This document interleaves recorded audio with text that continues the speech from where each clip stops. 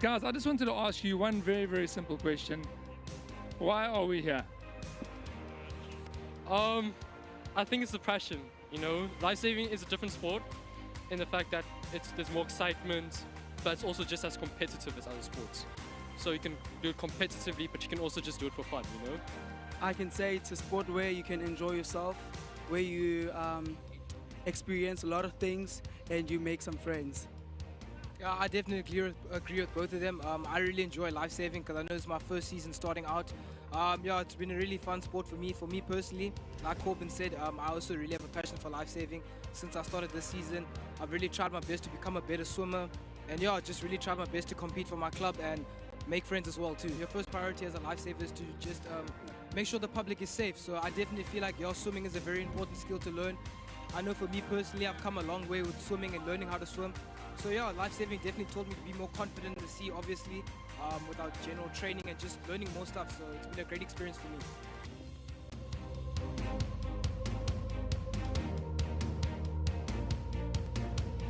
Behind me, an empty beach. But this empty beach belies the drama that played out here on day one of the 2023 National Lifesaving Championships. We had elation, we had disappointment, we had camaraderie, grit, determination.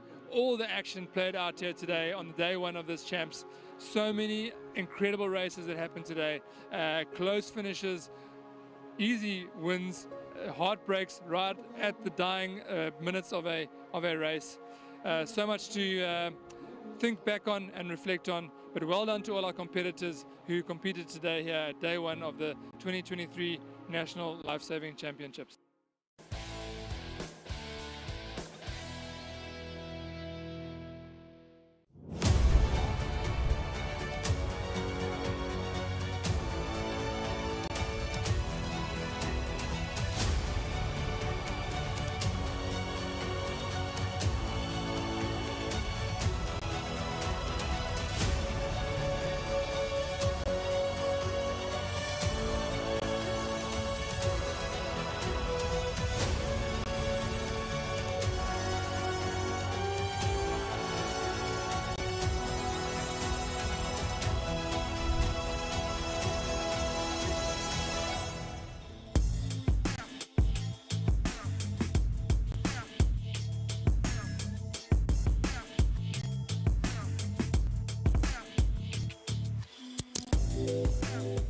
I want to welcome you back to Kings Beach here in Gqeberha, Nelson Mandela Bay. It's day 2 of the DHL National Lifesaving Championships, where lifeguards of South Africa have come together to test themselves and match their skills against each other. Today's day is action-packed. I want to encourage you to go onto the live link if you can during the days. Also, go and check out all the images and some of the highlights packages from the day's competitions on the Facebook pages of Lifesaving South Africa. That's all there. Today's events are going to include the very much anticipated surf swim events, and the surf swims are the anchor event of lifesaving. Every lifesaver needs to be able to swim. To be a lifeguard, you have to pass a mandatory swim test. It's something that you do annually, and so the surf swim really is the pillar anchor event of lifesaving, and that's going to come up today, so we're looking forward to watching that. Also is the senior men's Ironman, which is always a hotly contested event and one of the blue ribbon events of lifesaving. Stay tuned, do check out all the action on the social media pages, dial into the live stream and enjoy the action here on Kings Beach.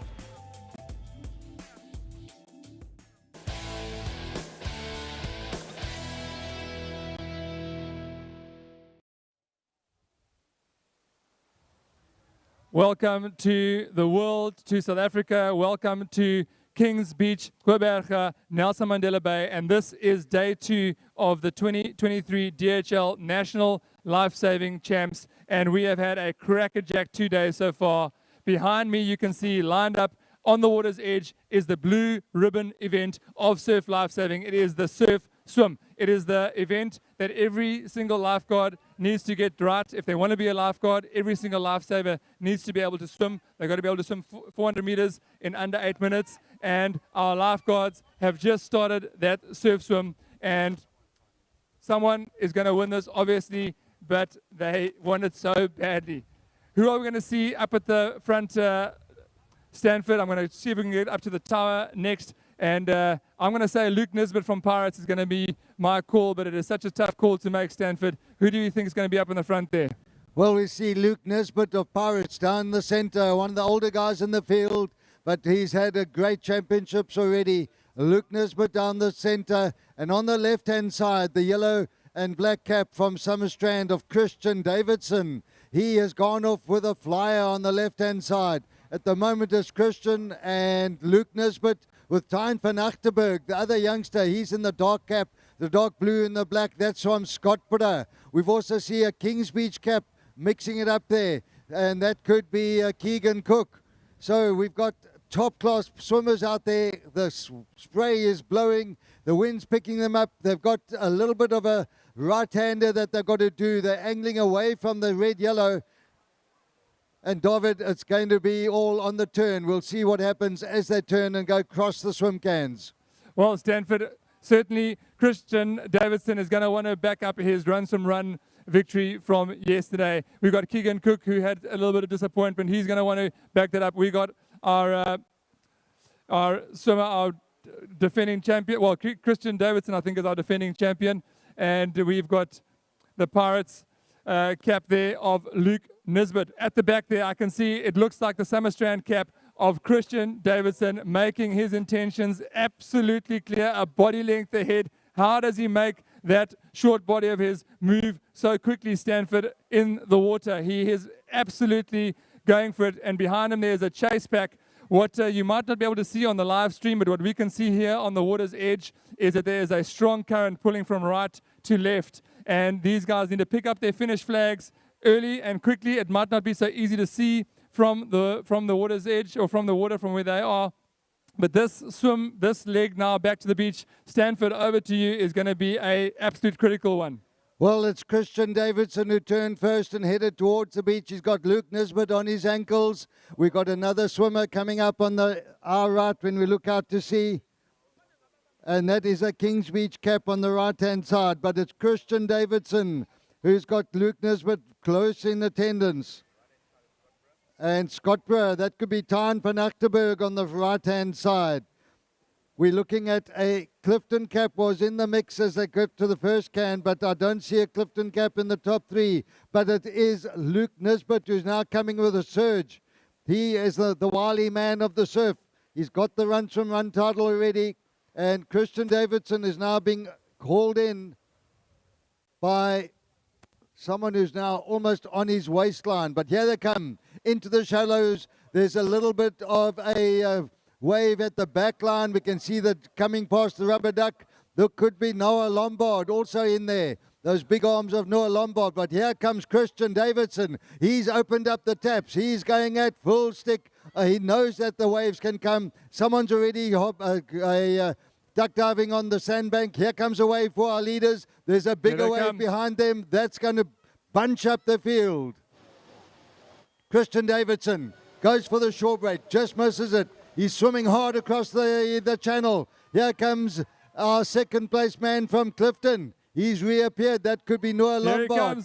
But Christian Davidson's going to win it and win it comfortably for Summerstrand. And what a swim for Noah Lombard and Tyne van Achterberg and the Fisher Club captain maybe cracking in for a medal there. Stanford, what an incredible swim. Did you see that finish from the Fisher cap on the right-hand side? That was quite the finish. We're going to see if we can try and catch up with some of our winners here, Stanford. And it looked like Tyne van Achterberg just doing enough to get a bronze medal. We'll wait for those official results. But, David, that was certainly a great swim by Christian Davidson. Well, Stanford, we're going to see if we can get a few words from our winner. While we are waiting for our live stream, just to kick over here to the interview, just got to say that was an absolutely incredible race. They're still trying to finish this event here, still trying to get across the line. Look at how seriously these guys take this race. The competitors are absolutely going for it at the back end of the field. The swim, such an important event for our. I'm here now with Christian Davidson, our 2023 National Surf Swim Champion. Christian, tell us what this means for you. It was a really fun event. Just nice to race with all these guys, a lot of mates on the line, beautiful conditions. Thanks to KB for putting up such a nice event, and just it's nice to be in the sun competing. Such a great sport. Yeah. Tell me, when you ran up over the line there, it almost looked like it was easy, but I'm sure it wasn't. No, definitely not. That's never an easy race, especially with the caliber of athletes that line up next to you. You never know who's going to take it, and just grateful to have the opportunity to do it. So it's a good race. How does it feel after the runs from run yesterday? Just nice to not have as long a run. Swimming's much more my strong suit, so to not have a little run in between makes it a little bit easier. Yeah. Well, ladies and gentlemen, that's your National Surf Swim champion, Christian Davidson. Excellent swim. We're going to see if we can speak to Noah Lombard next. So Noah Lombard came in second, and Noah, a brave swim there from you. Tell us about that race. Yeah, I had a nice start, so I'm happy about that. I was on Luke Nisbet's feet, and they just worked around on the inside, and I knew that Christian was just going to pull away and when going around the can, so I just decided to stick right on his feet. And yeah, I know, once you're behind him, it's not really easy getting, in front of him. So yeah, I just had to grind, and I was just praying for a wave. There wasn't, unfortunately. So was there anyone there that you were like a little bit afraid of? You thought, oh, hang on, I hope this doesn't happen, I hope that doesn't happen. What was going through your mind coming into the last sort of 20, 30 meters? Definitely, Luke body surfing a wave. I don't think there's any question about that. Yeah, you just one with the water, so it's tough competitor, Luke. Very experienced. Well, that's no Lombard second medal and a hard silver for him. Well done, a great surf swim event. Time for Nottenburg. You're going to hear from that was a close finish. Where is the runner that you ran across the line? Shane out from Fisher around there somewhere. Let's hear from him. Tell us about your race. Amazing race. So nice competing against some of the best. Like Lisbon, one of the best until that one. I know. Came on the same body surf as him. Super beats him. Oh, that's time for Nottenburg. You go back to Scott, you brought that up. It's Proud South Coast Club. So, ladies and gentlemen, that was your top three in the open men's surf swim. Let's go back to the tower. What action can we look forward to next in Stanford? Oh, David, before we go to that, I think let's recognize the top 10 in that surf swim. It was such a fast race, and of course they were all had to see Christian Davidson running up to get the gold medal. Noah Lombard got silver, Tyne van Achterberg the bronze, but just behind him a great swim by Shane Haupt in a fourth spot for Fishhook. Luke Nisbet of Pirates got a fifth place. Keegan Cook of Kings Beach was sixth. Len Douglas Mackay of Bloemfontein came in seventh. Robbie Leroux of Tux came in 8th. Gustav Lecoq of Kings Beach was 9th. And Zach Waters of Clifton got the 10th spot. So well done to two of our inland or freshwater lifesavers making the top 10 in Len Douglas and Robbie Leroux. So well done to our top 10. Next action in the senior arena is going to be the beach relay. So we'll be moving our focus to the sprint track, beach relay, followed by single ski and Ironman to close off the senior men's program for today. In the juniors, it's the board rescue heats are now being marshaled.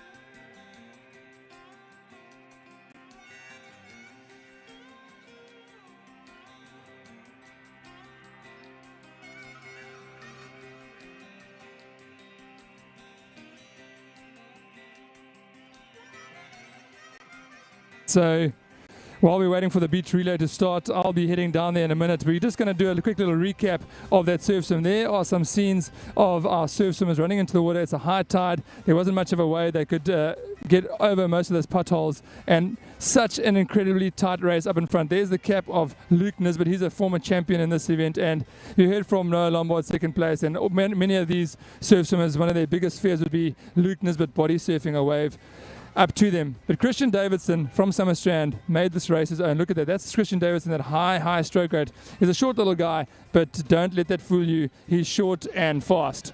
And he got to that can first, and he put them under pressure from the start. Along the back stretch, so you can see how he's just opening up a body length heat. Noah Lombard from Clifton, an absolutely brave race from him, trying to stay in touch. Now, this is where things get interesting.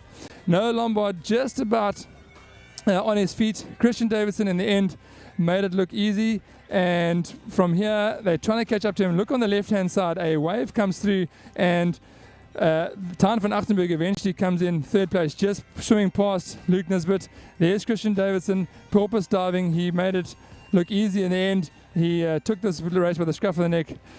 Noah Lombard, there is Christian Davidson crossing the line. Great race by him. Noah Lombard, and then Tijn van Achtenberg, a close finish here. One of the Fisher guys picking up a wave at the end. So that was the surf swim. We're going to head down to the beach relay. I'm going to be on the ring side there, right in the thick of it, watching the beach relay. And Stanford Slubbert is going to be up in the tower. He's commentating on the PA as well as the live stream. So Stanford, tell us what's happening now in the beach relay.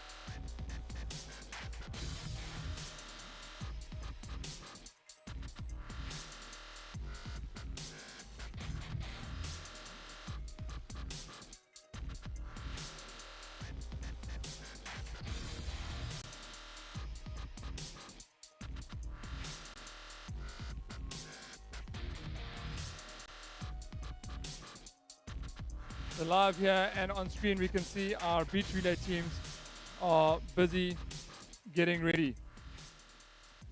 I'm standing here courtside.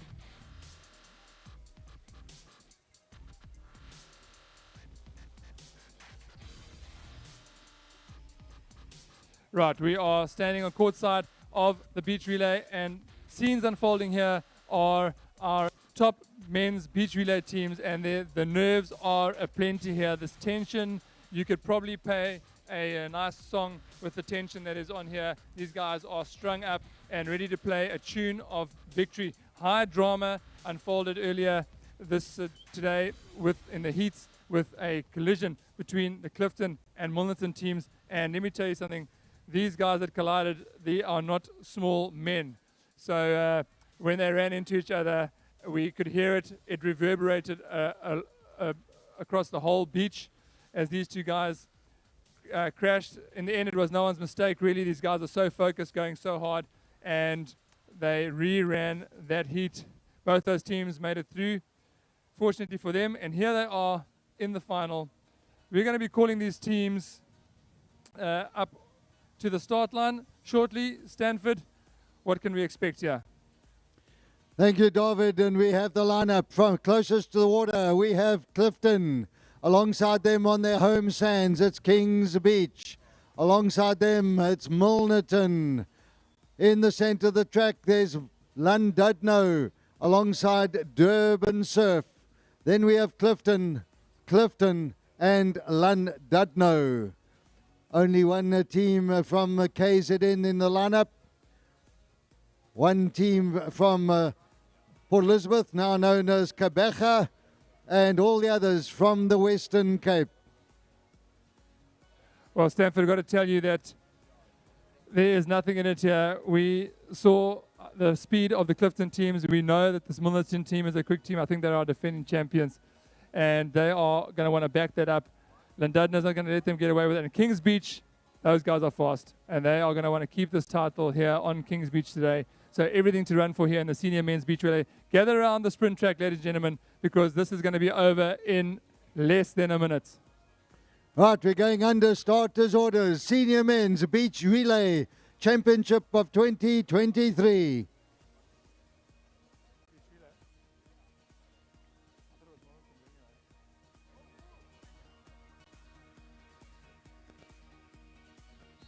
A great start by all the teams, and it's Durban Surf doing the early running. Top of the beach is Llandudno. Closest to the water, Clifton coming with a flyer down and next to them, Kings Beach at the changeovers. Let's hope there are no drop battens. Oh, someone drops a baton. That's Milnerton. They've had terrible luck. And down the top of the beach is Clifton, and then there's Kings Beach going to the lead. Kings Beach at the changeover. Kings Beach from Clifton, Llandudno, Durban Surf. And here comes Clifton, top of the beach. But it's now Kings Beach and Clifton, shoulder to shoulder into the changeover. And at the changeovers, Kings Beach are coming with a flyer. And at the top of the beach in the red vest, it's Clifton. Clifton coming hard. Here comes Clifton and Llandudno down the middle. And it's Kings Beach with a strong surge. Wow, that was 4 teams hitting the line together. Llandudno, Kings Beach, Clifton, all together. We'll wait for the officials to call that one. But from the tower, it could have been Kings Beach getting a slight edge on Clifton, but it could have also been the other way around. Well, Stanford, got to tell you here from ringside, there was nothing in it, and there was a storming Llandudno team. I think a few meters before the finish, they might have taken the lead, but then relinquished it again. It was very, very close, and our judges are going to have to look sharp on that iPad of theirs to know what is going on. So if we can get a bit of a replay going there, it'll be fantastic for our viewers back home or on screen to watch that replay. But an incredible start here at the top end of the beach by Clifton and Kings Beach. Milnerton, I think something happened at the bottom end there, Stanford. I don't know if you could see what happened to Milnerton at the bottom end there. However, a strong finish by Llandudno really put them into contention there. I'm going to say that probably KB, Clifton, and Llandudno are going to be your medalists. Just not sure what color medal they are going to have around their neck. What an incredible race in the senior men's beach relay. It's over so quickly, but so much excitement. You can see the crowds here around the ring, and it's a firm favorite to come and watch the men's beach relay. These guys are so fast on the sand. I don't know how they do it. See, the judges are busy conferring there. And on screen, we just got some of the replays, some of the changeovers there. You can see these changeovers are very, very technical. That changeover's got to happen behind the line. If you change over in front of the line, instant DQ, you can't go back. So you've got to make sure that you are behind the line. If you drop the baton, as long as it happened, if the changeover was behind the line and goes over the line, you can still carry on. But of course, dropping a baton in the final, it's like a death sentence. You are not going to come back from that. So perhaps that's what happened to the Milton guys. What a race! So we are going to leave you with some scenes here. I'm going to see if I can catch up with the winners. They know who that is because the judges have got a call ahead of them, and see if we can get an interview from that winning team. And watch some replays and some action from the beach.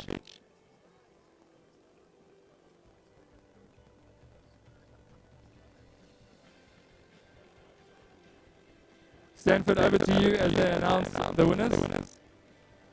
Right, David, and looks like our officials have got a decision. They always go into the huddle in the center of the arena. They have to double check each other, and then their teams are on the finish line awaiting, and we'll soon hear which is the winning team. They will be presented with their token with the number 1 on it, and they'll move over to the recorders. So they are double checking. I know there's a video recorder on the start-finish line. Renee Vrahamis, our chief referee in the senior men's arena, she will now go and double check, and they will then possibly go into another huddle. They will then deliberate, and then we'll be able to see who are the clubs that are the fastest on the beach in the beach relay. Well done to all our runners, a great event.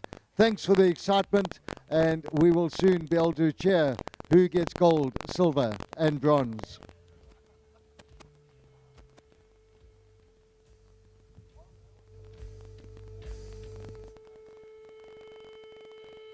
And while all that excitement was happening, we had the Under-17 Girls Board Championship that concluded, and according to us in the tower, the winner there was Georgia Singer. Babette van Rooyen came in second, and Nicola Harkis for Woodridge came in third. Those are the top 3. Of course, later this afternoon, we'll acknowledge all our top 3s at the presentations up at the clubhouse.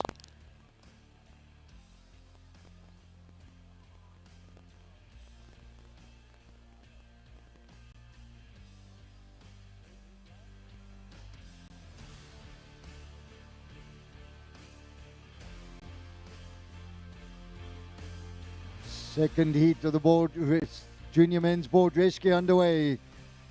The patients swimming out to the cans. That's second heat.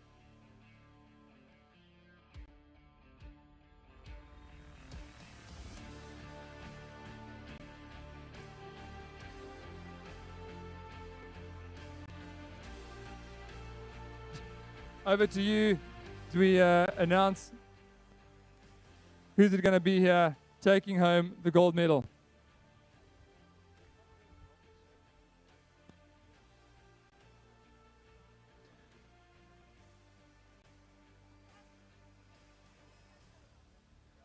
David, it's tense times now for the runners. They've done all the hard work. Some of these guys have been training for ages. And all comes down to what's happened before us. That whole race took just over a minute and a half or so. Oh, Stanford, I'm standing down here. There's some big boys down here. And I don't know how these guys run so fast. And let's see who it's going to be. Looks like the Clifton team has taken the win here. Clifton get gold. Kings Beach get silver. And Llandudno get the bronze. Well, I got to tell you, Stanford, that was an absolutely close race. And not quite sure. But, yeah, I mean, I'll tell you, that was some tough decisions to make there by our judges. scenes here of our winning club. Our winning club, just the team's so happy for each other. They had 2 teams in the final, Clifton. Guys congratulating each other.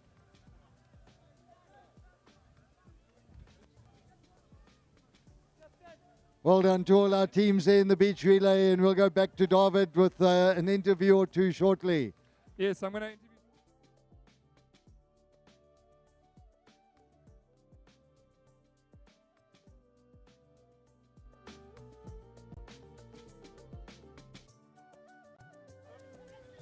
Where's our winning team?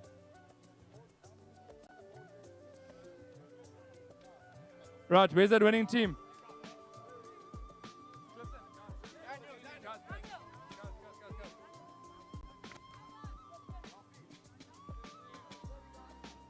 Right, guys. Alrighty. Okay, guys, so I'm standing here with our winning team. If you're with an earshot of the PA and on the live stream, this is your 2023 male beach relay winners. Guys, tell us, what was the tactic? Run fast. No, sometimes to be fast, you got to be quick. So I think it was a good effort. Just teamwork. We had a job and we just got it done. Well, these guys definitely let their running do the talking. Tell me, if you can just tell me what positions each of you ran. I ran 4th. I ran 3rd. I ran first. 2nd. So in that second leg there was quite something. What was going through your mind there in that second leg? Just to make sure we got to the line, preferably first, but if it was second, it was good enough. We got Kisani running 3rd, and he's a bit of a speedster, so getting that done is good work. And then our 4th runner from Clifton, you got handed a lead, and then could you see the guys closing down? What was going through your mind for that last 5 meters? It was a very close race. I could see him out the side of my eye, but just managed to hold. Well, ladies and gentlemen, is your winning beach relay team in the senior men's beach relay. An emphatic victory for them. 2 teams in the final. Well done to Clifton on an excellent beach relay race. Right, we want to hear from the Kings Beach guys. It looks like they've gone off. And our Llandudno guys, but I don't mind speaking for them. So certainly Kings Beach, the guys, it was very, very close for them, and they definitely wanted that title. You could see it in their eyes. And they went out hammer and tongs at a strong, strong anchor finish, and it was really, really close. I think that the little lead that Clifton had going into that 4th leg is what counted for them. Was your outside team there. They always in with a shout. Great on the beach relay, and almost took the win here from the guys. So great racing there by Llandudno as well. Right, so we're going to move on to the next event. Stay tuned on screen. We'll tell you what that is. Some highlights are going to run over the screen now. We wait for the next junior event to take place.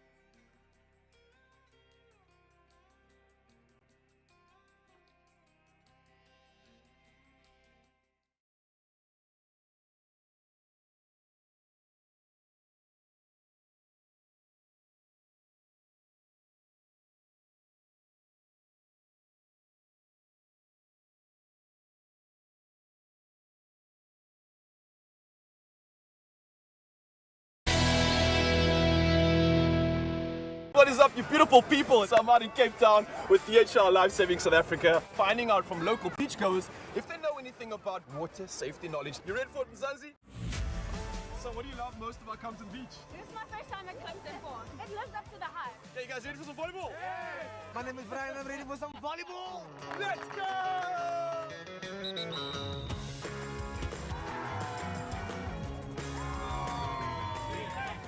Let me sort you out, brother. Oh, thank you so much. That's for you. Oh, what do you think we should do if you need help? Scream it, help! Wave your hands up. You see someone in the water and they're in difficulty. Go call a lifeguard. Get people aware that, okay, somebody needs help. How do you know where it is safe to swim? In between the flags. Red and yellow flags. Lifeguards can save your life. It's down.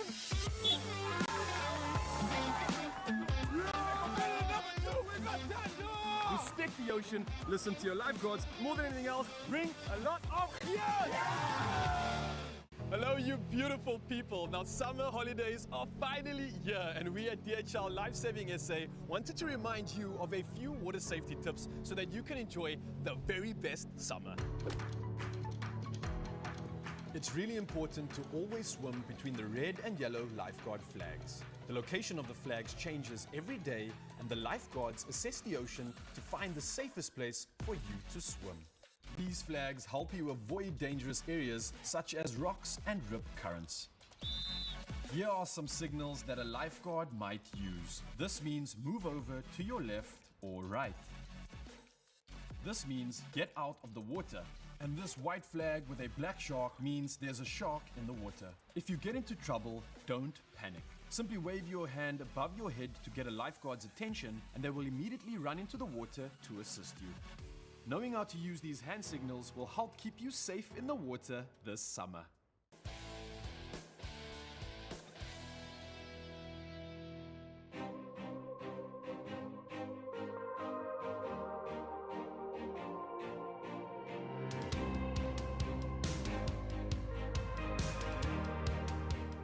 Guys, I just wanted to ask you one very, very simple question. Why are we here?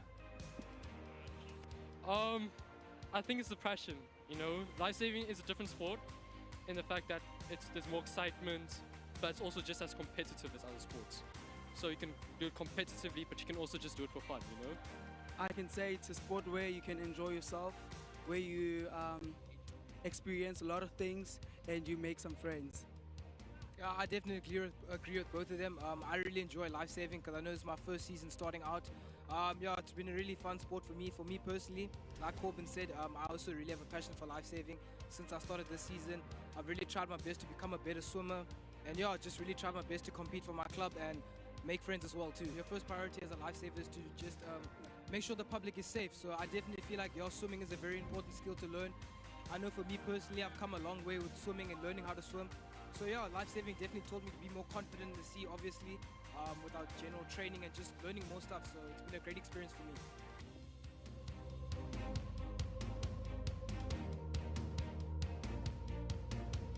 Behind me, an empty beach. But this empty beach belies the drama that played out here on day one of the 2023 National Lifesaving Championships. We had elation, we had disappointment, we had camaraderie, grit, determination. All the action played out here today on day one of this champs. So many incredible races that happened today. Close finishes, easy wins, heartbreaks right at the dying minutes of a race. So much to think back on and reflect on. But well done to all our competitors who competed today here at day one of the 2023 National Lifesaving Championships.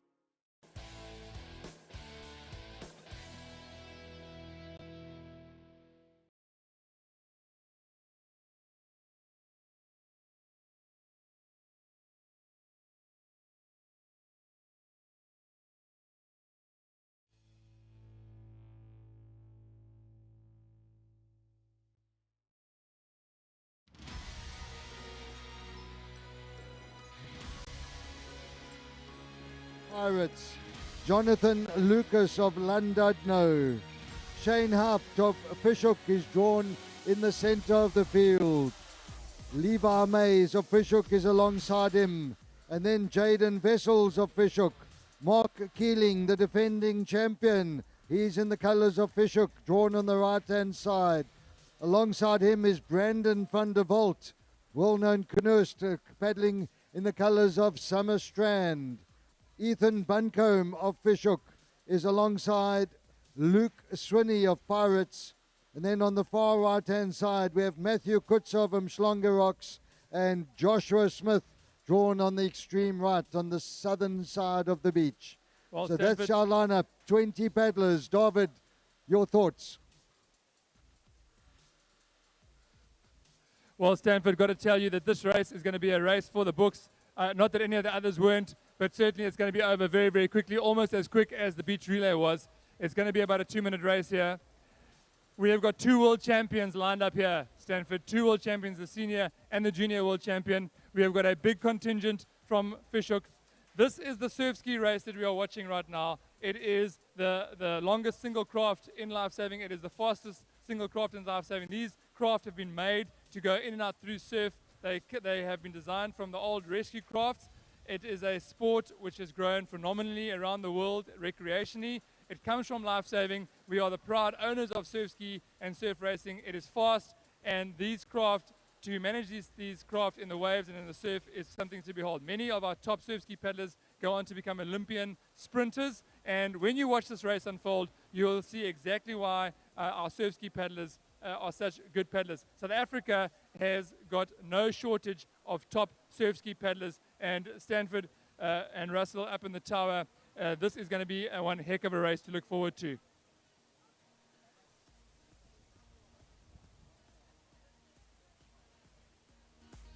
They're under starters' orders. And a nice clean start for most of the paddlers on the left-hand side. Luke Nisbet getting off to a very good start. One of the Fishhook guys having a little bit of a trouble, but on the left-hand side we got Luke Nisbet down right alongside him. Hein van Rooyen of Summerstrand going very quickly, but on the right-hand side now, 2 of the paddlers from Fishhook are moving across from the right to the left, bunching up the middle pack. Hein van Rooyen is still out on the left-hand side for Summerstrand. Luke Nisbet is on his wash. He's sticking there and he'll keep there. But those 2 are in the top 4 because the other 2 from Fishhook have gone into the lead. Shane Haupt of Fishhook, and I think that is Mark Keeling. And those 2 lead from Hein van Rooyen and Matthew Kutz is up in third. Stanford, got to tell you that right now they are moving into a critical time in this race. Those first turn cans are absolutely critical. If you can see it on the live stream, you will see that our front paddlers are going to want to make water for themselves. If they cut each other off, they're going to not be able to get a stroke in. And getting around the first turn can, and especially the apex can, is where you probably might find your winner is going to come from. If you can turn that can first, you're going to have the best shot at the waves coming back in. Let's see who turns first there, Stanford. Mark Keeling of Fishhook leads at the apex. Matthew Kutz is 2, and Hein van Rooyen is 3. Now it's the hard work into the wind. Greg Lowe is in 3rd place. So it's Mark Keeling leads as they come past the 3rd turn marker. Now it's the battle into the wind, and they got to hope for a little bit of a run as they come through the swim cans. It's Mark Keeling leading from Matt Kutzer. Greg Lowe, a former 200-meter canoe sprint champion. He's now bearing down on them. He's opened up. He's closing up on Matthew Kutzer. But out in front, Mark Keeling is now starting to open up. It looks like he's pulled ahead. He's coming through the swim cans now. Mark Keeling is the man to beat. He's got a little bit of a run underneath him. He's working it. He's not going to let that go. Mark Keeling is going to make easy meat of this race. Look at him opening up the gap. Here comes Greg Lowe. He's trying to close on to second. But Mark Keeling is on a little runner. That's going to bring him all the way to the finish line. He won't let that go. He can turn around, look, and he's got the gold medal in sight. Here comes Greg Lowe. He's now got the little runner. He'll have the momentum onto the sandbank. And it's Matthew Kutzer of Umhlanga is now under pressure for the silver medal. But Greg Lowe, he's done lots of sprinting in his day. National 200-meter sprint champ many times. And they're going to hit the line almost together. But it looks like Matthew Kutzer gets second. Greg Lowe will get third. And the dice is on for fourth place. And it's Fishhook. Levi Mays will get 4. 5 and 6 will be Clifton, Fishhook, then Fishhook, Llandudno, Fishhook, and Hein van Rooyen of Summerstrand. Brandon van der Walt of Summerstrand. And then Pirates coming through to finish. What a great race, ladies and gents. Let's put our hands together for your defending champion, retaining his title, Mark Keeling of Fishhook. Yeah, Stanford, I'm down here on the water side. I'm going to just get a few words from Mark Keeling, our world champion and now second-time South African champion. Scenes here from the finish as the paddlers have crossed the line. What a hard race that was. There wasn't a wave in sight anywhere. Just right at the end here, Greg Lowe caught a little bit of a runner to put Matthew Kutzer under pressure, but Matthew held on to that place. Let's hear from Mr. Mark Keeling here after the surf ski race. Just see if I can get our cameraman onto us. Cameraman, are you on us? Greg? Right, I'm standing here with Mr. Mark Keeling, and I hope he can speak. He's breathing quite heavily here, which is understandable. Mark, just tell us about your tactic and what were you trying to achieve just on the paddle out? Yeah, so going into the race, I knew that if you got anywhere caught behind the cans, there was a wave coming from the back, and if you got caught between the sets, it could have been a sprint for the line, and I've lost. I wanted to try and make a break early. I actually wanted to try and make a break before the apex can, but that didn't turn out well. I was able to turn the apex can first, and I knew that from there I just had to put the hammer and give it my all from there home. Missed a little bit of a bump, but I knew that even though I missed it, I couldn't wait for the wave and just try to go from there. Well, that's a great tactic. We saw a few of the paddlers yesterday waiting for a wave from Fishhook, and that counted against them in the double ski. Tell us, Tishan, who are you keeping your eye on out there? Oh gosh, my other senior club mate, Shane Hart, he's always got a fast start, he's always there. Greg Lowe, you can never put the man down. He's here year on year, and he's so fast. I was actually hoping that Brandon van Walt, good old clubby from Fishhook, who's now at Summerstrand, I thought he would be up there, have a dash with him. But you can never put anybody else in this race. It's a ski final. All these guys are ski paddlers. Anything can happen. So I guess the whole field at the end of the day. Well, great race, Mark. Hats off to you as well as all your competitors. What an exciting race. Well done. Right, we're going to see if we can catch up, if we've got time, catch up with Matthew Kutzer. If Matthew Kutzer could come and join us here. Great scenes here of the guys congratulating each other. Our video officials are just busy. That battle for 4th, 5th, 6th, 7th, 8th, 9th, and 10th was very, very close. But right now with me is Matthew Kutzer. Recently moved down to Cape Town. Says he can't get out of observatory. The traffic's too bad. Tell us about your race there, Matthew. Yeah, I knew I had to get out hard. I think my plan was just to get out hard, get across to Keeling. I think he was the favorite, and yeah, I managed to get on his wave, have a ride on the cans, and then the home was just a dogfight. Give it everything, and yeah. What was going through your mind when the silent assassin there, Greg Lowe, pulled onto a little runner right at the end there? Yeah, I saw his nose just come into my peripheral vision, and I was quite worried because I was hurting, the forearms were pumping, and yeah, I just managed to give it a few hard strokes and just got there in front, which was perfect. Well done, Matthew Kutzer. That's Matthew Kutzer, second place today in the single ski race. Well, that was your single ski race. What an exciting event that was. We are going to move on to the next senior event. And while we're doing that, we're going to leave you with some scenes from the beach. Perhaps we can grab the junior board rescue as it unfolds. I think we might be into the semi-finals there. But some scenes from the beach and some highlights from the last 2 days coming up next on the live stream. If you're fortunate enough to be on the beach here, stay down on the beach. Lots of exciting events still to come up.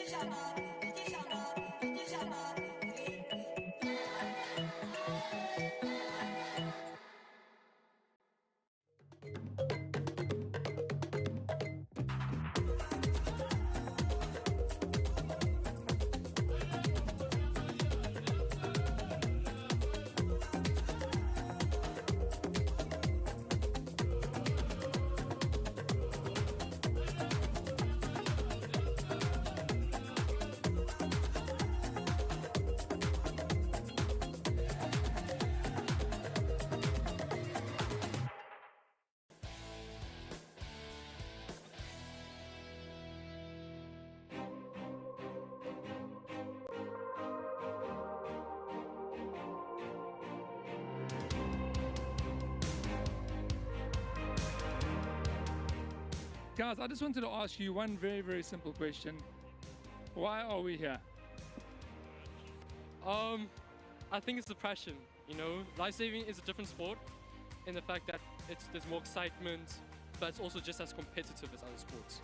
So you can do it competitively, but you can also just do it for fun, you know?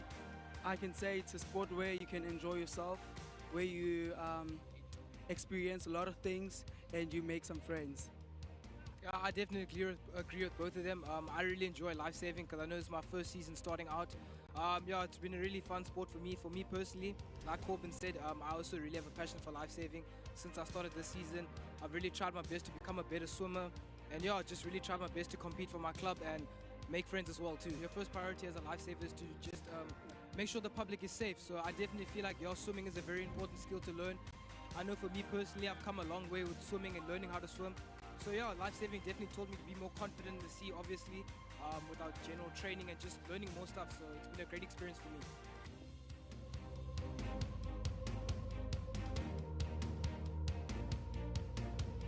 Behind me, an empty beach. But this empty beach belies the drama that played out here on day one of the 2023 National Lifesaving Championships. We had elation, we had disappointment, we had camaraderie, grit, determination. All the action played out here today on day one of this champs. So many incredible races that happened today. Close finishes, easy wins, heartbreaks right at the dying minutes of a race. So much to think back on and reflect on. But well done to all our competitors who competed today here at day one of the 2023 National Lifesaving Championships.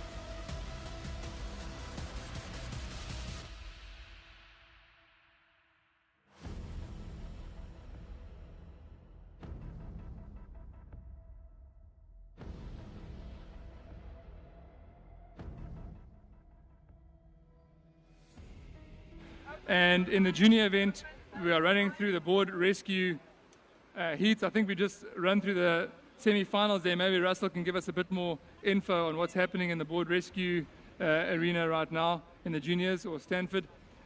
So the junior board rescue is currently running through their heats, and as we wait for the senior men to start their Ironman. What you can see is the officials running around, they're putting in flags. For the Ironman to run, it basically uses the entire course. You use all the swim cans, you use the board cans, and you use the ski cans. For the Ironman, you have to go around all the cans. You can't cut through any of the cans. You have to go around all the cans. They also use the beach, and you'll see that there's a start line, and there are turn flags for them to run around, and then there is a finish line. So that is what the Ironman route looks like. The Ironman is generally, it should be around 15 minutes for our top athletes. That's if all the distances are correct. I know our swim is potentially a little bit shorter than what it should be. You're probably looking at about a 4-minute swim today. 4 to 5 minutes. Didn't get a time on that surf swim. The board paddle will be quicker than that. So you add that on. Let's call that 7 minutes, and then yeah, so we're probably looking at about a 10 to 11, maybe 12-minute race today. And if you want to take my word for it, why don't you put a stopwatch on it and we can see who's got the right estimations. Stanford, while we are waiting for the seniors to get ready for the Ironman, what's happening in the junior arena there?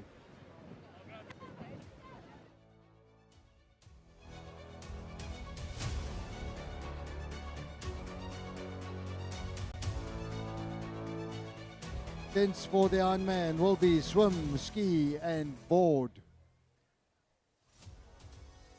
That's coming up shortly. Board rescue continues, a big entry in the junior men's arena. and sprints continue on the sprint track for our junior and senior ladies. So all three arenas quite busy.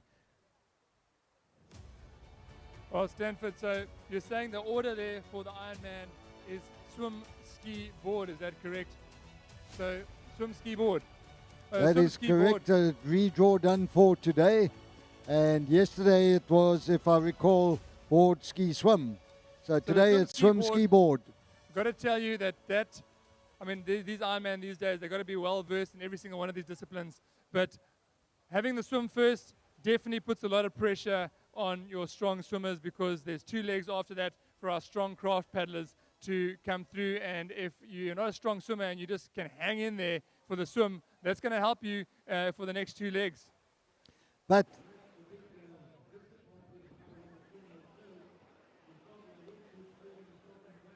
because you can't have any outside assistance, or do you keep the wetsuit on for the ski and the board legs? That could be a bit of a hindrance. So let's wait and see who decides to swim with the wetsuit and keep it on the whole way, or do they spend a minute or 2 and take it off before they go into the ski and the board?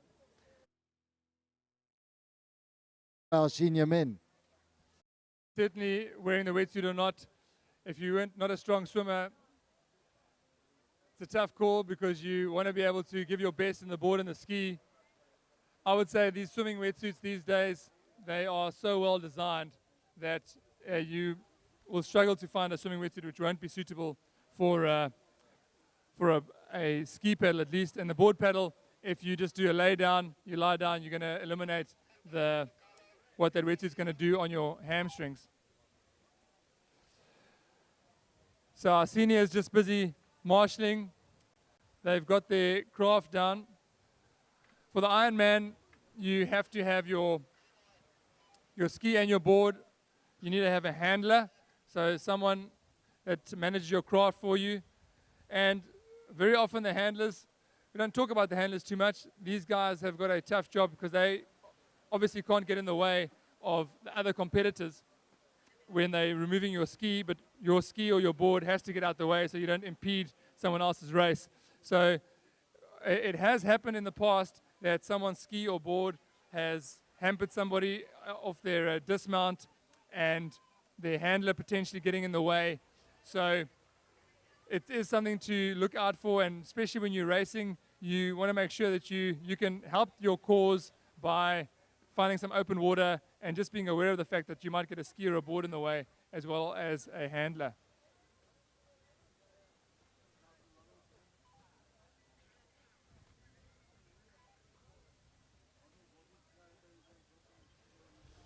So the southerly wind is starting to pick up a little bit, and this certainly makes things a little bit more interesting. There's quite a wash running from right to left.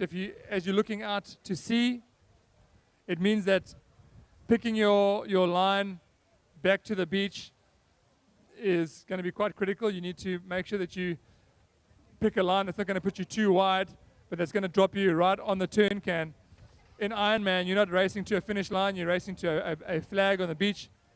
The tide is busy dropping, and right now it is shallow enough, just seen some of the guys wading in, shallow enough for these guys to have to navigate those potholes. And those potholes have made quite a difference in quite a few races over the last 2 days. And let's hope that they can get their transitions right. Transitions are going to be important as you wait for these Iron Men to get going.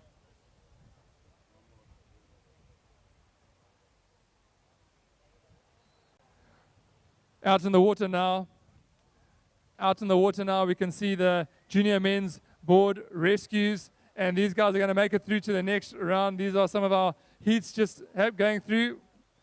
They looking to make it through to the next round. Kings Beach is crossing the line there, but this is the impact zone. Look at that, how that impact zone is making a difference, even with hardly any waves. 1 or 2 little bumps, a little bit of a wave can make a difference there for the board rescue. Summer Strand making it through there. Fisher and Clifton having a bit of a dice to see who's going to make it through to the next round there. But I think they'll probably be taking the top 4, which is why these guys are slightly less intense, taking it a bit more easily. And they've made it through to the next round. Good little golf clap there from some of our spectators. Wait for the final. Those golf claps turn to cheers and hoots as we try and get our guys across the line for a board rescue heat.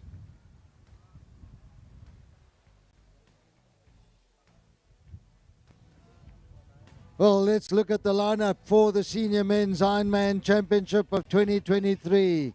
Drawn in line, number 1, closest to the DHL Tower, Robert Clark of Kings Beach. We've seen some good swims from him. Alongside him, Butler Luke of Kings Beach. I think that's Luke Butler. Then alongside him, Calvin Amor of Llandudno, Kieran Morlack of Fishhook, Jordan Diebel of Durban Surf, Noah Lombard of Clifton, who's just moved across from the board rescue to come and take his place in the lineup. Luke Nisbet of Pirates, I think he's the defending champion, and he is drawn alongside Noah Lombard. Then we have Nkosi Mbata from Durban Surf, Thomas Hofmeyer of Llandudno, Cameron Askew of Summer Strand, Daniel Butler of Kings Beach, Brian Allott of Big Bay, Jaden Vessels of Fishhook, Rolf van der Meerden of Marine, Robert Schaff of Llandudno, Alex Topless of Fishhook, Shane Haupt of Fishhook, Kellen Jones of Summer Strand, Kurt Rotenbach of Big Bay, Avron Manchester of Clifton, Mark Keeling of Fishhook, your surf ski champion, Robert Tweddle of Llandudno, and Aidan Jones of Summer Strand, drawn on the southern side of the lineup. David, that is a first-class lineup. All right. At the start of the Senior Men's Ironman, and this is a test of every senior lifesavers. This is a test of every senior lifesaver's skill. And when it comes to surf lifesaving in the individual senior events, the Ironman is an event that our top athletes definitely want to put on the mantelpiece. So you're going to see these guys taking it to each other flat out. Not only want to perhaps win or get a medal, they want to give the best account of themselves. The order is swim, ski, board. It's going to count against our strong swimmers. Our craft paddlers are rubbing their hands. They're relishing the opportunity, if they're strong in the craft, to get one up on the swimmers. And they are under starters orders. It looks like I might be getting in the way here, so let's just move back a little bit from the start line. I think they're going to be a little bit lenient here. Hopefully a false start normally means a disqualification. Well, Stanford, away they go, and what can you see from the tower as they run across this pothole section? That is definitely going to impede them a little bit. Well, it's a flat sea at the moment, a little bit of a wave coming onto the sandbank, but they've got a long way to go, these men. It's swim, ski, and then board. And we see 5 men going out with wetsuits on. We'll wait to see how they do, but it's certainly been a challenging start through this little gully, over the sandbank. Now they've got a little bit of a short break. They're all going to swim through that, and we'll let them settle down. Just a request to our spectators on the sprint track, please do not lean on the fencing. Please, no leaning on the fencing around the sprint track. Lots of action now. We've got sprinters, we've got Ironmen heading out on their first leg, and we've got junior men board rescue happening on the northern side of the tower. Peter Copeland of Llandudno is the early leader in the surf swim. Noah Lombard on his right. Well, Stanford, we saw how these guys contested the surf swim earlier, and what effort they put into it, how hard they went. Now, can you imagine they're going to do a surf swim like they did earlier, they're going to back that up with a ski paddle like they did earlier, and they're going to do a board paddle to finish like they did yesterday. And those are intercepted. There's in between all those events, there is a hard run as well. So They start off with a swim. It's a hard surf swim like we had. We just saw the surf swim happening. We're going to have another hard surf swim here for the Ironman final. They go straight into the ski paddle. We saw the ski race earlier. A lot of these guys are going to be in the Ironman as well. So the same ski race, finishing off with a board paddle. These guys are racing 3 of these events back to back, running in between. It is a very, very tough event. It's 10 to 12 minutes of pain. And right now, at the back at the swim cans, what can you see from up in the tower? Well, what we can see is Noah Lombard has gone to the front. You can see that high stroke rate of his. He pulls his body out the water. He's literally just pulling himself past and away from the rest of the field. This is Luke Nisbet is hanging on to his slip, trying to get a little bit of the wash. And Shane Hart is behind him in third position. But it's Noah Lombard who turns first. Now we'll watch that track that they make on the way back. Where they're aiming for. How they're going to get past the sandbank. But Noah Lombard is giving it a full go at the moment. Stanford is going to say that in terms of a favourites list, your money has to be probably on Luke Nisbet here after the showing that he's given in the ski race earlier in the surf simulator and the runs this week. I mean, he really is in good form. Noah Lombard Junior does not want to.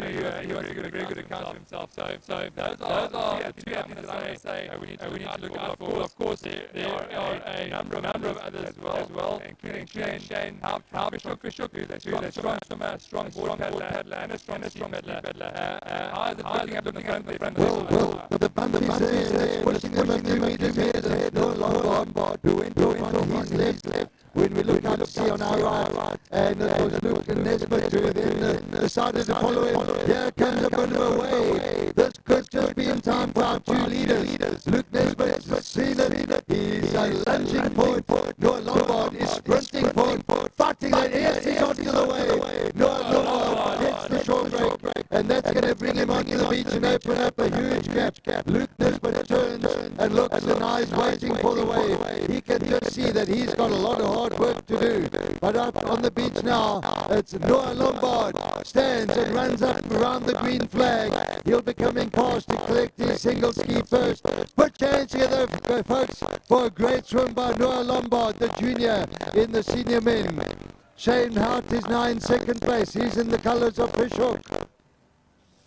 Well, Stanford, what an incredible body surf wave there by Noah Lombard, just getting away from Luke Nisbet, and here comes Shane Hart, another great body surf by him. Shane Hart in 2nd place, currently from Fishhook, coming across the beach. Here comes Luke Nisbet, just missing out on that wave. Shane Hart catching a beautiful body surf to catch up, but what a wave there by Noah Lombard in that swim. Was that a title-winning body surf, that, or what? That was certainly a race decider, but it's still a long way to go. They got the single ski and then they got the board. And we got Kings Beach and Fishhook running down. We got the guys in the wetsuits coming out. We'll see if they go out with wetsuits on. But out in front now, Noah Lombard has opened up 200 meters. And we got Fishhook in 2nd and Luke Nisbet of Pirates in 3rd. They will clear the rest, but Fishhook leaving the beach in 4th place. Kings Beach are leaving in 5. Well, Stanford, got to tell you that here on the water's edge, in the middle of the pack, it is a bun fight of note. Our handlers are trying to keep those skis straight in that side wash. The swimmers are trying to pick up their handlers and their skis, trying to make their way across that gully. We have got our SA ski champion just hitting the white water there. He's going to try and make up a few positions. He's very handy on a board, so we'll see if he can pull himself up into maybe a 4th or a 5th place. Right now, at the apex can, Noah Lombard is making that body surf work for him, as he has not only maintained his lead, he has opened up a lead on Shane Hart from Fishhook. Shane Hart, of course, last year, you remember, just missing out on this title with a wave, and looks like he has been caught by Luke Nisbet, Stanford. Yes, Luke Nisbet taking the inner line. He's gone closer to the turn marker. He's moving up towards the apex as Noah Lombard is on his way back. Luke Nisbet is now going to move into 2nd place with Shane Hart dropping back into 3rd. They're going to hit the apex can together, but Luke is on the inside line. You'll see his drift drop back a little bit. He didn't want to touch the ski. And now they turn. They're both heading back into the strong westerly wind now. It's come from nowhere. It was supposed to be dropping off, but it's Noah Lombard who's now opening up the taps. He can see some little ripples coming behind him. We can see it from the tower. There are a few shades of a movement in the water. And Shane Haupt has got a little run underneath him. He's going to try and milk that all the way back to the beach. He's paddling his heart out, but it might just have been too early for him. He's going to drop down the back of that one, and there's another one forming behind. So he has now paddled himself into a major contention for the gold medal. So this next wave, he's going to pick it up, and that'll bring him onto the beach. He is a man on the mission, Stanford, a man on a mission, going for that wave, even from behind the swim cans. He knows that if he can back it up with another wave, this title is just about his, because I do not think that these guys will catch him on a paddleboard. Noah Lombard comes down the front of the wave. He is having an absolute textbook race here, is Noah Lombard, the junior from Clifton, wanting to take home a senior title. He's been on a mission all weekend. He's now playing it cool, coming into the wave zone. The race now for the silver medal, Shane Hart has been caught by Luke Nisbet, and I would not want to have Luke Nisbet breathing down my neck, and especially not have him next to me on a paddleboard, because I know that Luke Nisbet can certainly paddle a board. So can Shane Hart. There goes Noah Lombard, and the race now on for second and third. Well, Noah Lombard hits the sea, and he hits it fast. He's just come straight from the board rescue heats, straight into this final, and onto the beach now. We'll have second and third surfing down the wave. We have Luke Nisbet in the colors of Pirates, and we have Shane Haupt in the colors of Fishhook. They will hit the beach together, and we'll soon see who's going to have the edge on the board. But out in front, Noah Lombard is just opening that lead all the time. So second and third, running across the beach. Fourth is now coming across the sandbar. Look at this transition, Stanford. Look at this transition. Look how hard they're going. Luke Nisbet had a great position there for his board that got him a meter on Shane Hart. Shane Hart, a great little transition there onto his board, laying down onto the tail, though. This is a tactical decision here. These two are now playing a sparring match for that silver medal between Shane Hart and Luke Nisbet. I don't think that's going to change much until we get back to the wave zone, so there's an exciting finish happening here. Look at Mark Keeling coming from 7th place right into 4th position. Well, Mark Keeling sees the two guys ahead of him. He sees a potential medal. And out in front, it's Noah Lombard going around the first of the board cans. And the two board paddlers, it's Luke Nisbet doing all the hard work going out. Shane Haupt is playing cat and mouse with him. He'll just sit on that slip and try and do it in the final stages of the board leg. So the senior men's Ironman, this field is been decimated. The back markers might even be lapped by Noah Lombard, who's turning and heading for home. And the back markers, there's lots of skis all on the same waves, hitting the beach together. And as they head out, won't believe it that Noah Lombard's already past the swim cans. He's looking for that little runner that'll bring him onto the beach and a gold medal, senior Ironman. Back to David. Well, Stanford, it's been a long time since I've seen the leader of an Ironman race almost lap some of the other finalists in the Ironman, but this is exactly what's happening with Noah Lombard.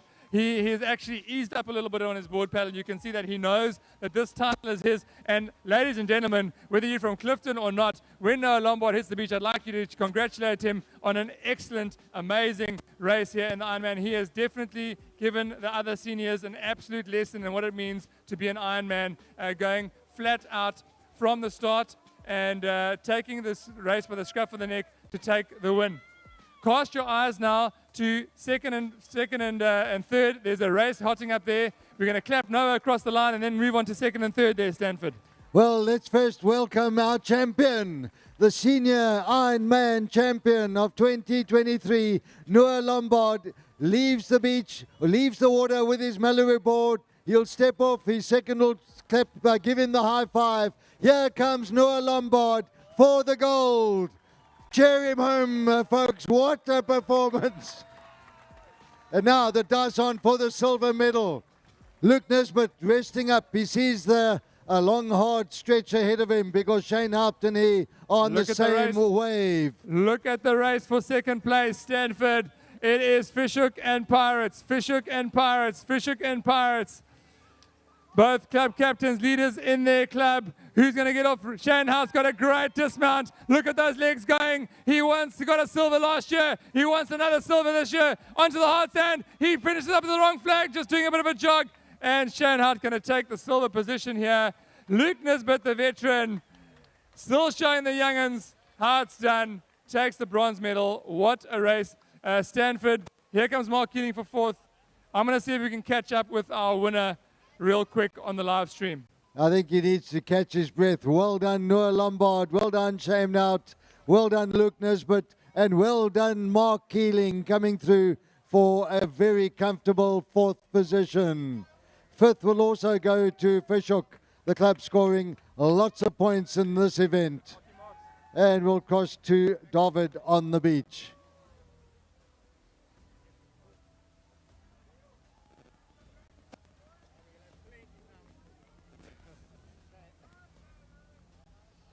Right, well, ladies and gentlemen, as the rest of our competitors finish the Ironman, we don't want to take away from what they're doing out there. They are doing an Ironman race, but we have to interview our winner.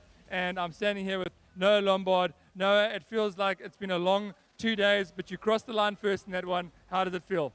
Oh, yeah, words just can't describe that. Yeah, no, I can't say anything. Sure. Well, listen, you obviously picked yourself up from a surf swim. It was a very close race there in that surf swim. You had to go across to the board rescue, compete in that for the juniors, and then straight back into the Ironman. What is going through your mind? Yeah, I mean, I felt most of the nerves in that board rescue heat. I was like struggling to, you feel the adrenaline in my arms and like couldn't really move. But getting back in, I think it was actually quite a good warm up. Got right into the swim. I was just trying to, conserve my energy. Then I came back. Sorry, just about that swim. I think that was a title-winning body surf that you got there. Honestly, when that wave picked up, did you see it coming? Did you just feel it? Tell us about catching that wave, because that's definitely what got you that win today. Yeah, in fact, I was just looking over my shoulder. I was seeing Shane was right next to me, and for the 2 days that we've been competing, the waves haven't really been working my way. So I decided to put my head down even before I knew there was a wave. Just giving my all, and yeah, I got lucky this time. Yeah. Well, no, I just got to congratulate you once again on an emphatic victory. You joined a list of some of South Africa's greatest. You got the Ironman title under the belt. Well done. Great race. Yeah, thank you. I'd just like to say a big thanks to my coach, James Thompson. Thank you. Alrighty, ladies and gentlemen. Well, that was Noah Lombard. If you're on the PA, you heard him just talk about his race there. Well done, Noah. There's his teammates just congratulating him there.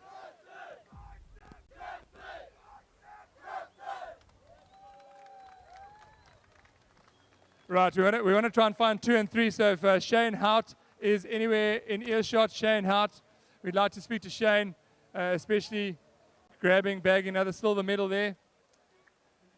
So let's see if we can find Shane-O. Here he comes. All right. So the camera just moving around a little bit there looks like the camera was trying to find Shane as well. And all cameras try and find Shane. I mean, look at this guy. So, Shane, man, after last year, what do you say about this year? Yeah, getting second place is always nice. Getting it twice, not as great. But yeah, it makes us stronger having the guys like Noor come up from juniors. Obviously, he's competing really well, so it's nice to have that competition. It makes us kind of like get up out of bed in the morning, make sure we're going to swimming, going to training in the evening, which is good. Yeah, I'll take second place after the season I've had, so not too disappointed. Now, you definitely were aware of that wave in the body surf, and I'm pretty sure you thought, I mean, what were you thinking when that wave came up? To be honest, in the surf swim I got a very similar wave. I was coming from like 8th or 9th in the surf swim, brought me up to 4th, and I just kind of stuck inside of the guys a bit. A lot of them kept going wide, and I kind of just stuck to a strategy that worked for me in the swim, so I thought I might as well give it a go in the iron. If it works, it works. If it doesn't, nothing lost. Yeah, the wave came. I wasn't sure where I was. I popped up, saw something black, white, and yellow flinging around the can. Looked up, saw Lukey behind me, and I was like, oh, geez. I mean, we're in a pretty good spot here. Might as well go for it, and went from there. Well, Shane Hout, club captain, well done on an incredible Ironman. I'm sure you're very happy, and all the best for the next races. Thank you very much, Dov. We'll see you on the beach. Well, ladies and gentlemen, that was the Ironman final 2023 DHL National Lifesaving Championships, and what a race it was. I'm sure you'll agree that was super, super exciting. The action continues here. We've still got to look forward to the beach flags, and we've got to look forward to the ladies beach sprints, so junior beach flags and the ladies beach sprints to look forward to, perhaps even a little bit of board rescue. So enjoy some scenes from the highlights and enjoy some scenes from the beach as we move on to the next event.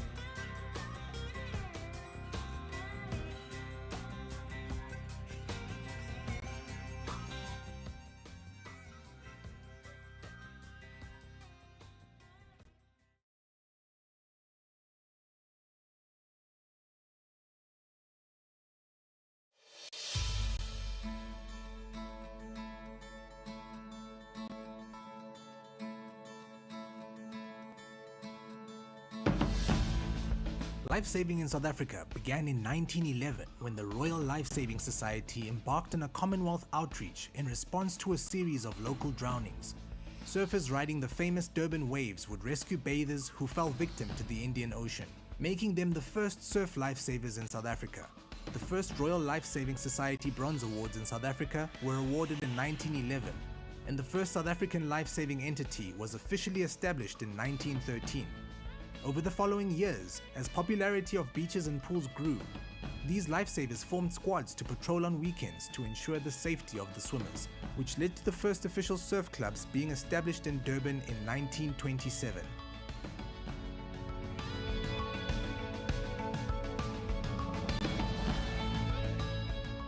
Steeped in rich tradition with over a century-old legacy, and now as Lifesaving South Africa, the non-profit organization still embraces the spirit of volunteerism and continues giving back to the communities in South Africa and the African continent every single day.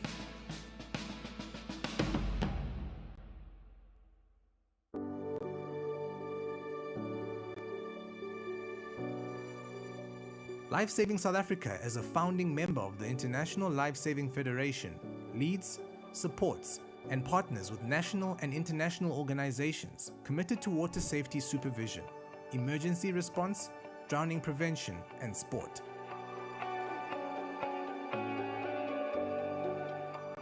Lifelong aquatic skills are built through participation and education programs from the age of 8, with many voluntary members becoming professional lifeguards once leaving school. More than 4,200 voluntary lifeguards contribute over 125,000 rescue service hours each year. These lifeguards volunteer on weekends and public holidays, providing safe swimming areas for the public. If paid for by the municipalities, tourism and hospitality sectors, This community contribution would be in excess of 25 million rand.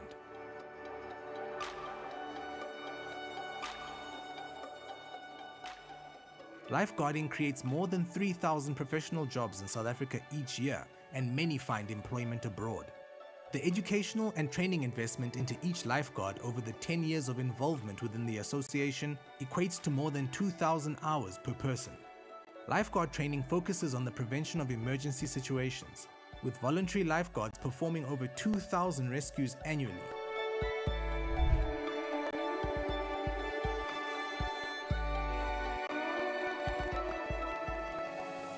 South Africa has an annual average death by drowning rate of over 2.5 persons per 100,000 people, or more than 1,400 persons per year. Lives saved have an incalculable value to their families and communities. LSA's presence is felt across the southern African continent, having 86 plus clubs with over 8,000 registered members in South Africa, and assisting in the establishment of lifeguarding bodies within the SADC nations. LSA's inclusivity and a transformative agenda of uplifting citizens and saving lives contributes to a lifestyle fashion for anybody from any walk of life.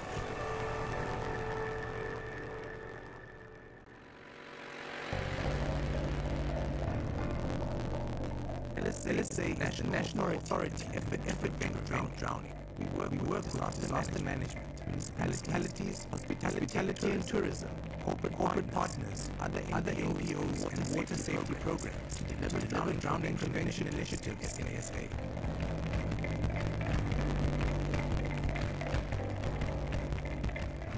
Lifesaving South Africa's waterfront program has CAPS-based life orientation curriculum and is aimed at children from R to grade 6. This educational program is presented for free in school by lifeguard facilitators employed by LSA. In partnership with the KwaZulu Department of Education, this knowledge has been shared with educators, enabling them to continue the program in their classes. Thanks to our corporate partner in the KZN Department of Education, the Water Smart program has reached 350,000 learners in 2,300 schools since inception.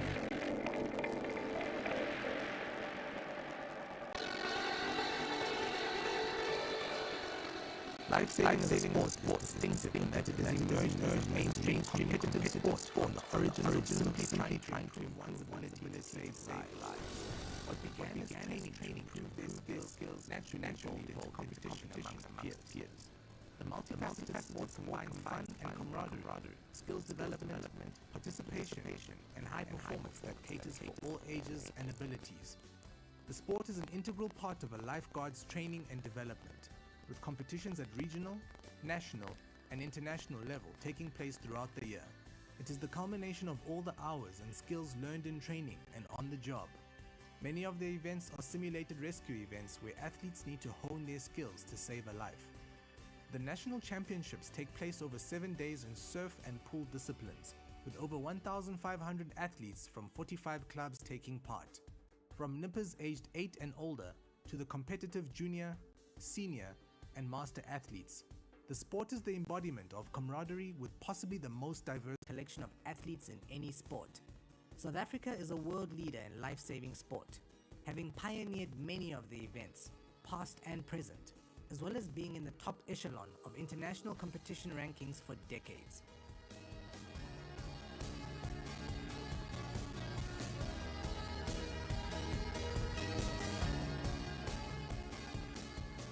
LSA continues to strive for excellence and pave the way forward for training and development of lifeguarding as a public service and to create job opportunities on the African continent.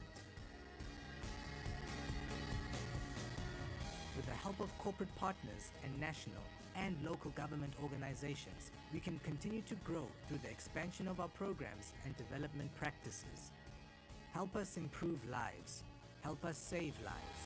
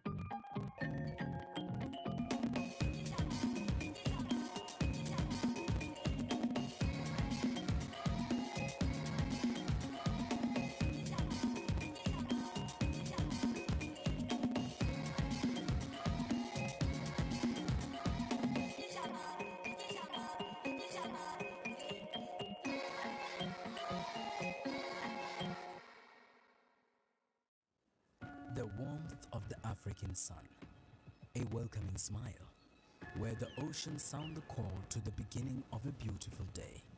The palpable promise of collecting priceless moments, where the legendary have given their name, and the iconic lay claim to it as home. It is the beginning of the African adventure for which you've been longing, beckoning you to boundless discoveries of this place. A place where nature conspired to give you adventure, where escape in endless seas calls out to your soul, flowing with wondrous creation and dreams come alive. Where your mind's eye could never imagine the beauty to be found in the depths of the sea, or the shores of the bay where your footsteps lead to lifelong bonds, where you cast your spoons and float in sparkling waters. The sound of the air gliding against your skin as your footsteps lead you to new trails that lead to new kingdoms, where you walk with giants in the company of royalty and capture new patterns. Where there's freedom to try and chase the wind, knowing that the dunes will catch you if you fall, leading you to rivers. A source of fuel for the inventive and imaginative transit to paths of history whose rhythm tells of an electric culture that is the story of this place. A rich heritage filled with beauty and pain, strength, adversity, and resilience. A human experience full of color and tapestry that is this place.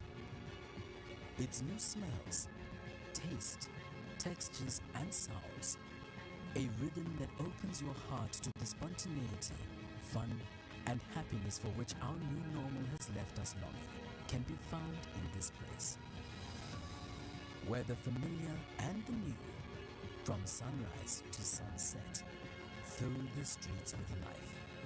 Heartbeats of people whose warmth of spirit shines bright like stars in a warm summer's night, with arms wide open to welcome you to this place, a place where you make memories.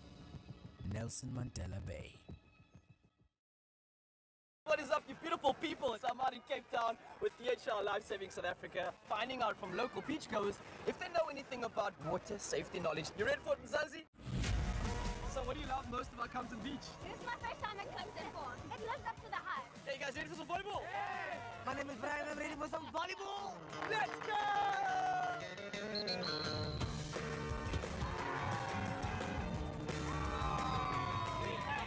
Let me sort you out, brother. Oh, thank you so much. That's for you. Oh, what do you think you should do if you need help? Scream it, help!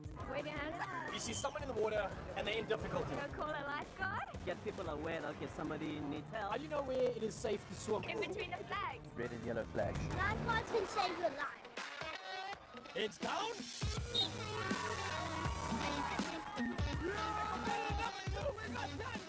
Respect the ocean, listen to your lifeguards. More than anything else, bring a lot of cheers!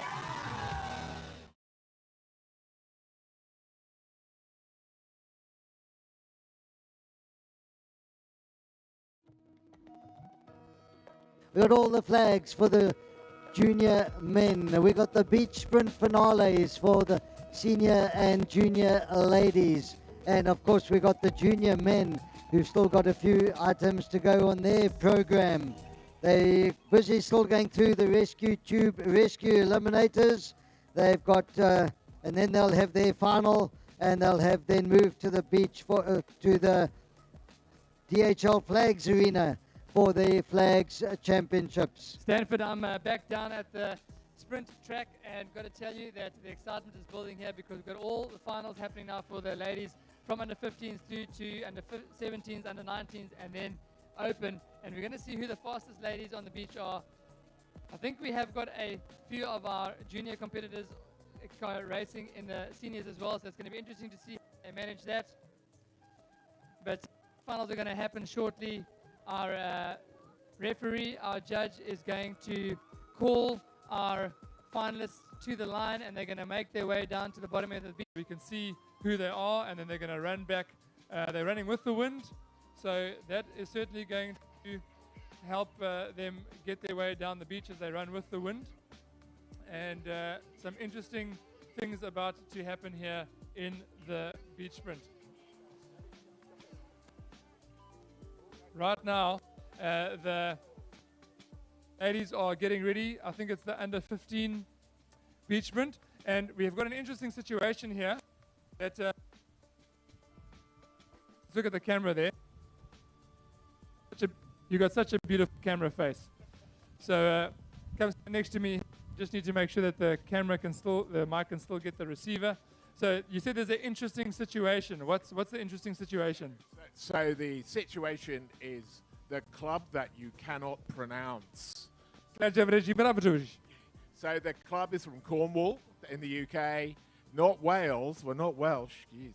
So, and the club is called Gilling Vase. Gilling Vase, and everyone will practice it, and they'll know the name soon. Getting Vase. Okay, so she obviously made the senior ladies final. What does that mean for the 5th place in that semi-final? So we'll run with one more person in the final. Well, that's fantastic. It's great. Paddler here, editor here, running in the beach sprint final. She did a good in the swimming events yesterday. So we're going to have 9 people in that senior ladies beach sprint final. So, right, our ladies are getting ready for the final. Stanford, if you're in the tower, well, my microphone seems to be playing up a little bit, so I'm going to have to duck off quickly and see if I can change this battery, and hopefully Stanford can keep us online.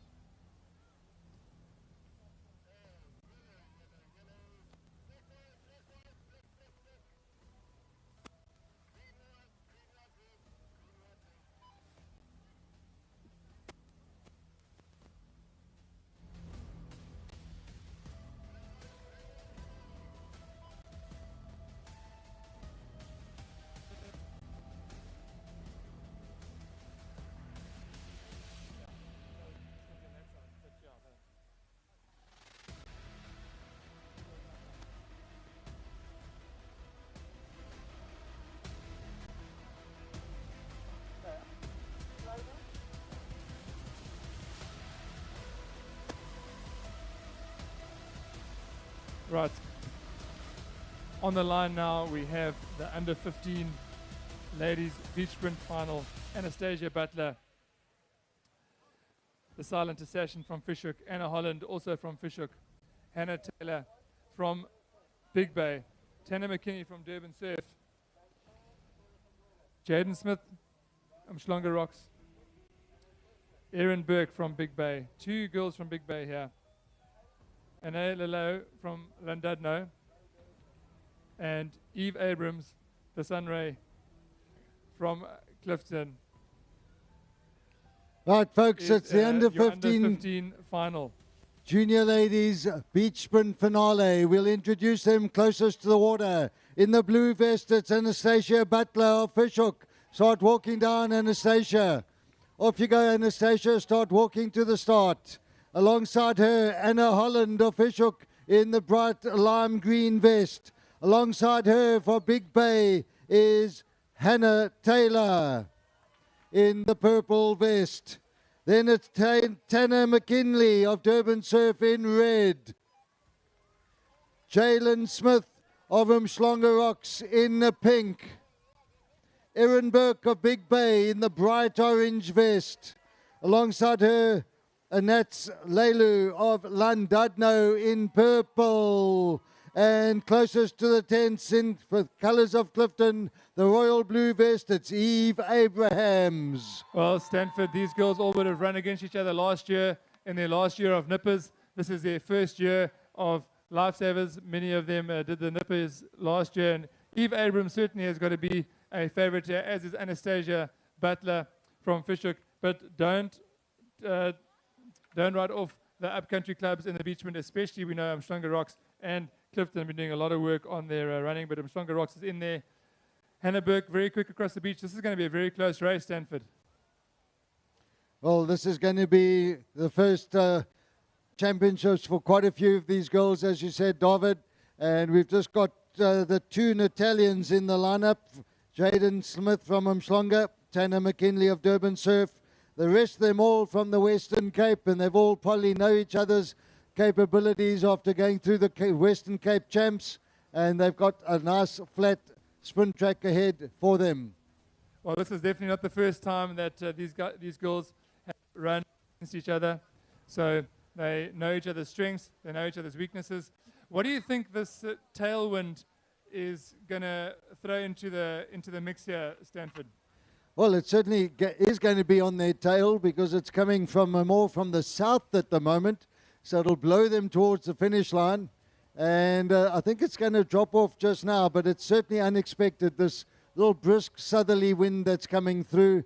And the girls are now approaching the starters' orders. They're going to be settling down, and we'll ask for quiet around the sprint track, quiet for the start, and then we'll pick up the action after the whistle goes. So they're now under starters' orders. And please, folk, once again, do not lean on the fencing. Please, no leaning. We're going to watch the running standing straight.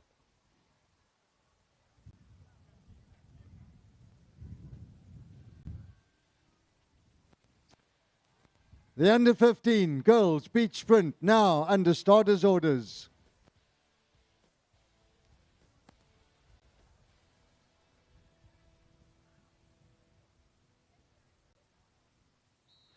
And a good start by all of them. Here comes Eve Abrams for Clifton, top of the beach. And Durban Surf out there in front. Durban Surf from Eve Abrams.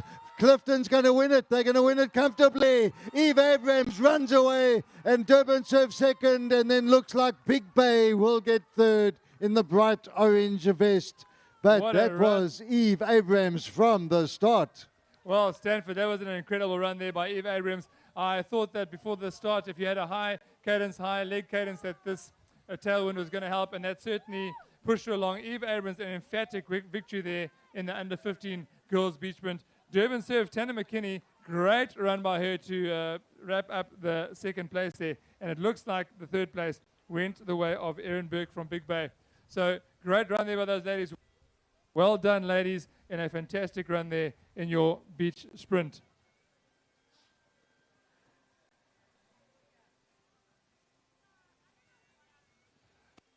Right, so I think that victory was quite solid. We're going to walk over and see if we can get a few words from Eve.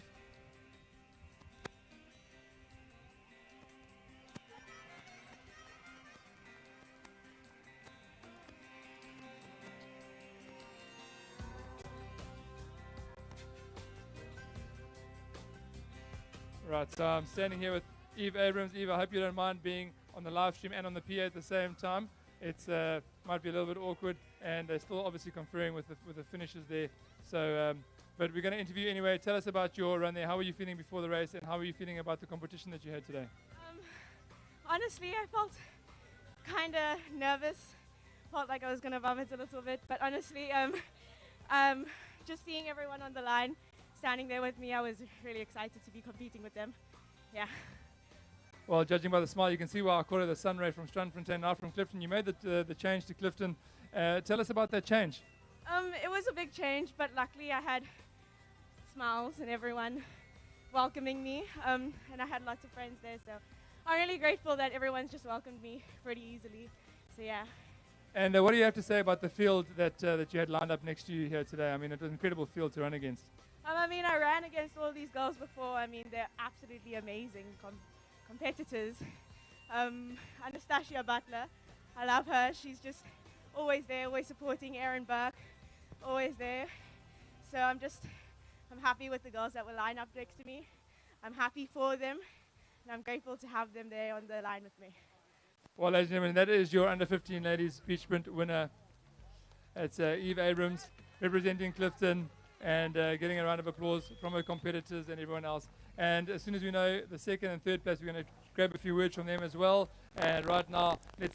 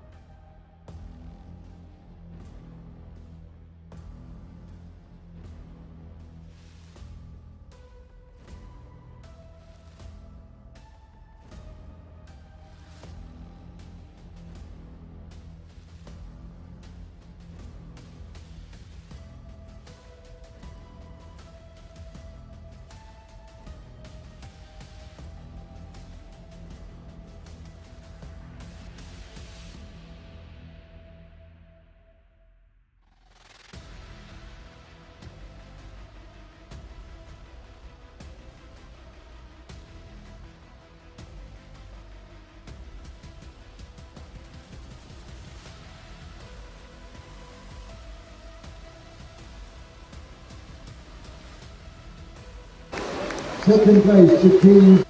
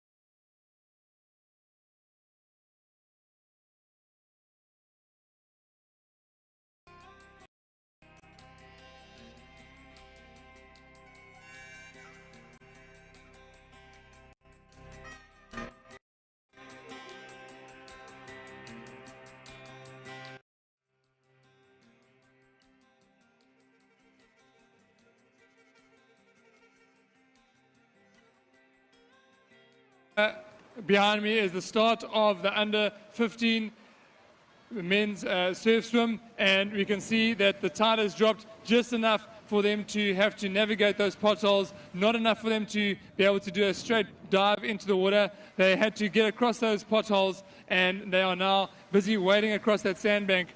We've got a Lone Ranger here on the right-hand side in the cap of Llandudno. I'm going to call that Riley Smith from Llandudno, the terrier, and he has got his eyes set on the surfs, and the man can swim, and he can body surf. In the middle of the pack, though, we have got Durban Surf, Stanford, that is setting the early pace here and trying to pick up that first turn can. Looks like they are missing the can. Their line looks a little bit off center there, but a good quick start there by Durban Surf in the middle of the field. Llandudno looks a little bit off to the right now. And just to the left of Durban Surf, we have a Summer Strand cap. And over on the right, the one swimmer, I think, has realized he's going a little bit too far to the right. He's got to go to the red-yellow. There are three swimmers on the right-hand side heading out, two on the left. They're starting to look at each other. They're going to close that gap down. They're all probably going to hit the red-yellow at the same time. They go on the right shoulder across the swim cans. And our Lone Ranger now realizing that he's missed out. He's got to swim back into the line. Well, Stanford, this is the under 15 surf swim final, and there are medals and titles up for grabs as they hit that first turn can. As you hit that first turn can, if you haven't done a surf swim yet, what you need to do is you obviously need to do a 90-degree turn, and there's a bit of a technique involved there. What you want to do is just, you get your timing just right with your stroke. You can drop your shoulder, drop your head, and you can almost do an underwater turn around that can. You can get around that can really quickly. What that means is that your legs and your feet get swung around, and pity to the man who is on your outside, because you can get kicked in the head or kicked in the body. And that's what happens in a surf swim. There's a lot of kicking, a lot of elbows, a lot of knees, and that's what these guys are experiencing out there right now. They've just come around the last turn can. I can't pick up the skull caps. Stanford can tell us who is in the lead right now in the under 15 male surf swim final. David, a superb swim coming from Clifton.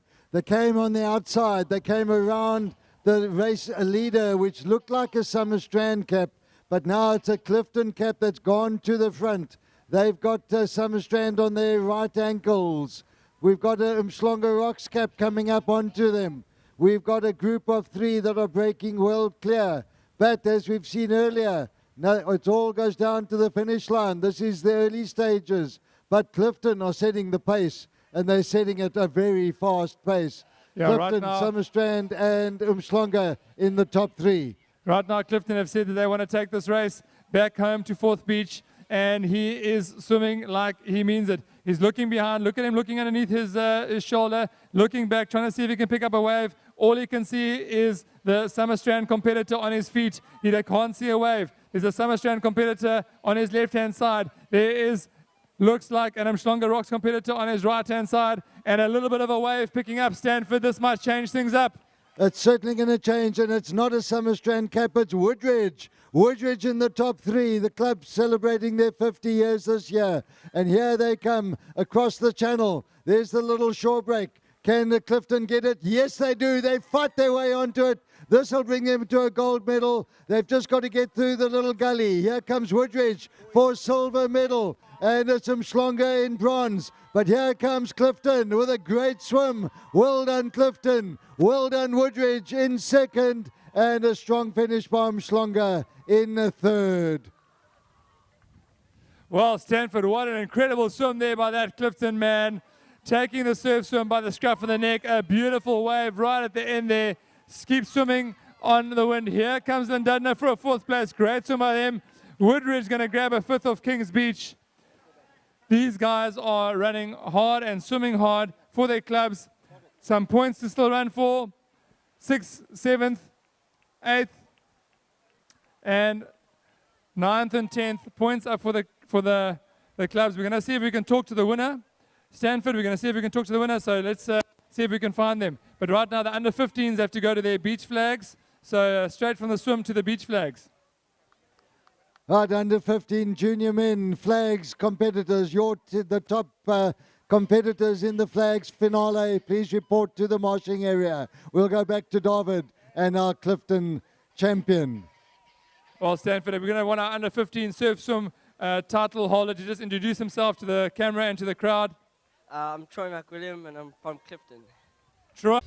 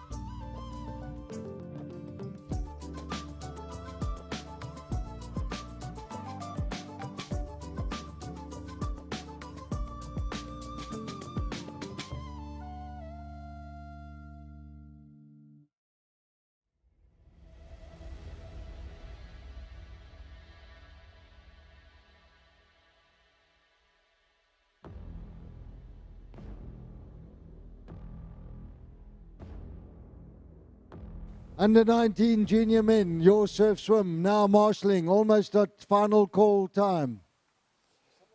So on the screen now, what we can see is the under 15 flags final. The under 15 flags final, and we are down to the last 5 athletes here, and it goes very, very quickly in the under 15 in the flags finals. These are first-year lifesavers, and we've got 2 competitors there from Seagulls and Dudno, Kings Beach, and Harty's Reflections in there as well. So this is a nicely spread out flags final.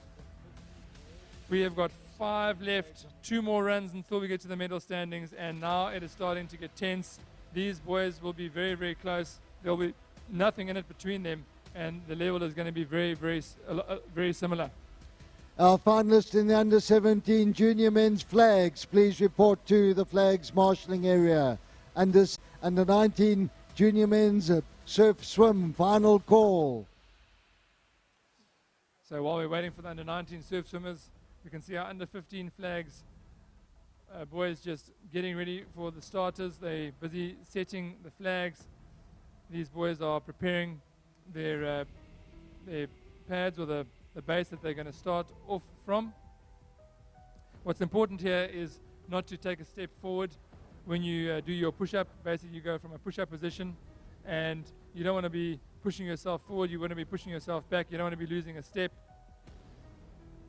So 6 athletes, it looks like, and now going. You've got 3 runs to go until we get to the medal position, Stanford. Ellen, we're always almost down to another runoff in the flags.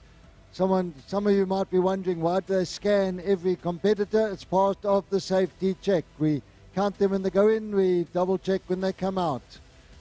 We cross now back to the flags, a start.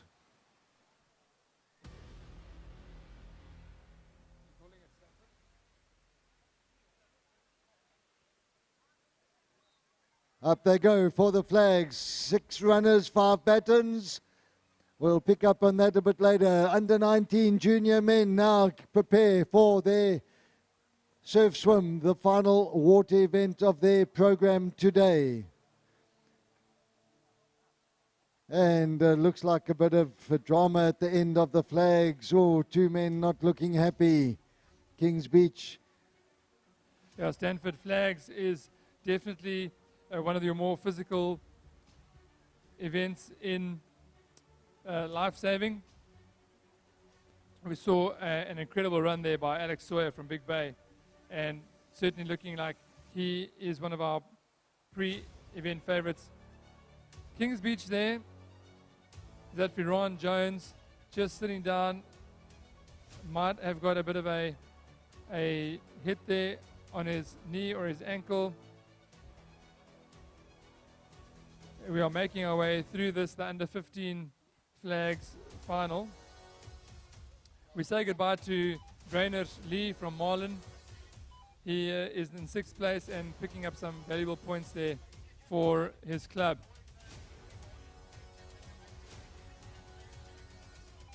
So a view of the flags arena there. Just down to the last 5 athletes. While we're watching for them to reset, you might not be able to see it on screen, but you're going to hear us talk about it. It is the under 19, the junior surf swim final, and they are in the water and made their way across those potholes and into the impact zone they go, porpoise diving, and this is for the national title, Stanford. All of these are for national titles and club points, and we'll have the clubs updated on the overall point score later this evening. And we're now marshalling under 17 junior men's beach flags final. That's up next. Junior under 17 men, please report to the flags arena. We're down to 5 in the under 15s. Your event's up next. We'll let the swimmers settle down. We go back to the flags for their start.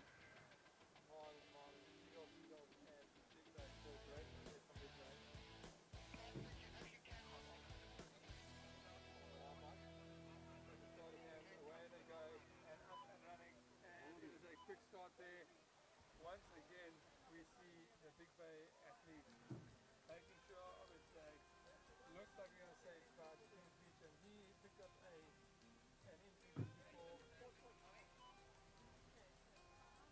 So under 15 boys flags, we're down to 4. And as soon as they finished, we're going to start marshalling the under 15 beach run. The 2K beach run for the under 15s will be marshalling shortly at their marshalling area.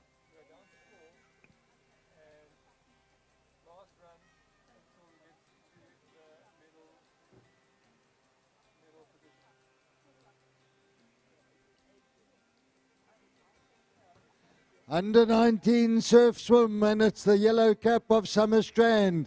And I'm almost sure that's Christian Davidson. Turns the marker.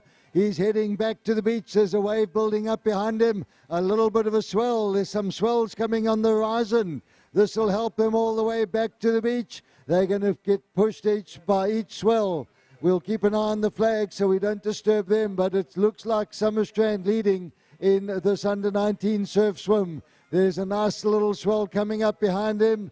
There's a cap just on his ankles. So we got 2-3 swimmers all in that chasing group. And they're coming onto the wave zone now.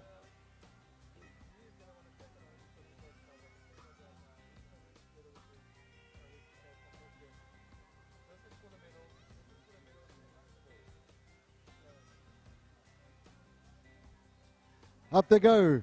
It's the medal runoff in the under 15 boys flags. We say goodbye to one of the youngsters. The rest, the other 2 runoffs will be for medals. On the water, on the sandbank now, coming hard onto the beach. Flat out is Christian Davidson of Summerstrand, going for the little runner. He's fighting. Look at those arms going. He's the River Mile champion of Port Elizabeth last 2 years, and he's now swimming himself into another medal. Christian Davidson coming across the little channel. Here comes the runners behind. Kings Beach see that they've got some homework to do. But here comes Summerstrand. Summerstrand for gold. Under 19 surf swim. What a great swim. And in second spot we have one of our inland clubs. Third will be Clifton. Fourth will be Kings Beach. Fifth will be Big Bay. And 6 will be Bloemfontein. 7th will be Clifton. 8th will be Plet. 9th will be Llandudno. And 10th will be Harty's Reflections. That concludes the water events for our under 19s today. We go middle to the competitor, under 15 flags. Southern Cross on the other side of him. He's got to be feeling the pressure right now. A quick start here for him. He's going to have to get himself up there, and just not quickly enough, going for it right until the end. What a run there. We're saying goodbye to Riley Smith from Llandudno. Brave running from him here. A bronze medal. Excellent competing from him. And Southern Cross is going to take home the gold medal here in either Kewan Peterson or Johan Samuel Bush. Kewan Peterson, Johan Samuel Bush are our finalists here for the under 15 beach flag. Shaking hands, and now we go to see who's going to take the gold medal here between these 2 young men. Mooi spanwerk. Mooi spanwerk.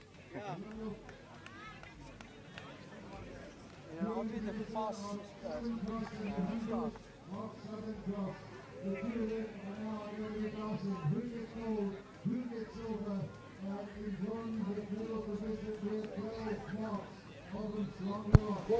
Well, here we are, down to the last 2. These 2 athletes have had to make their way through a snake of around 70 athletes, down to a quarterfinal, down to a semi-final, run for run for run. They've had to get themselves to this point where they are running for the gold medal.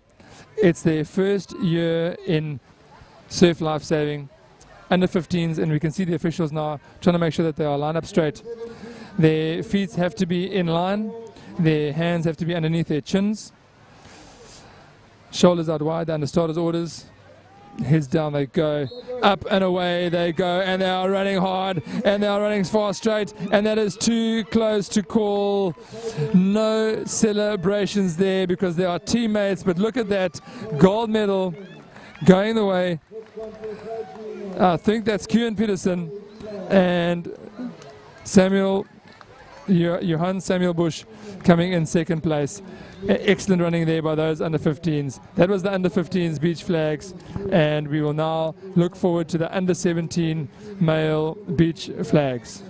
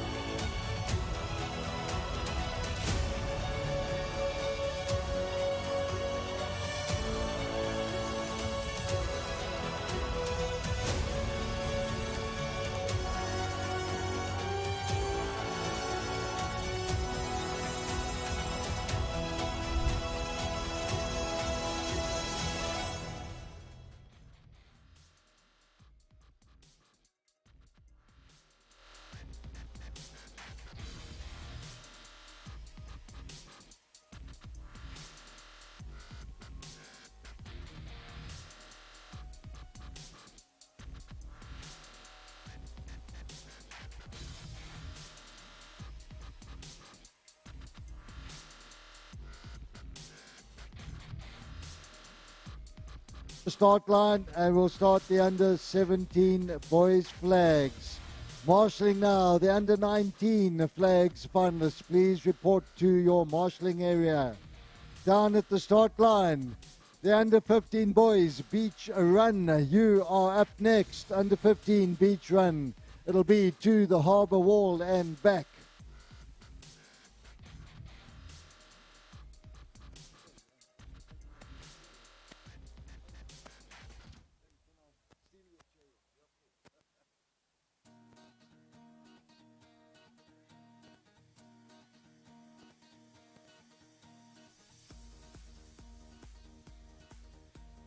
So it looks like the little southerly breeze is tapping off, and we're going to have an awesome evening here in Nelson Mandela Bay on the banks of Algoa Bay, and our new city name is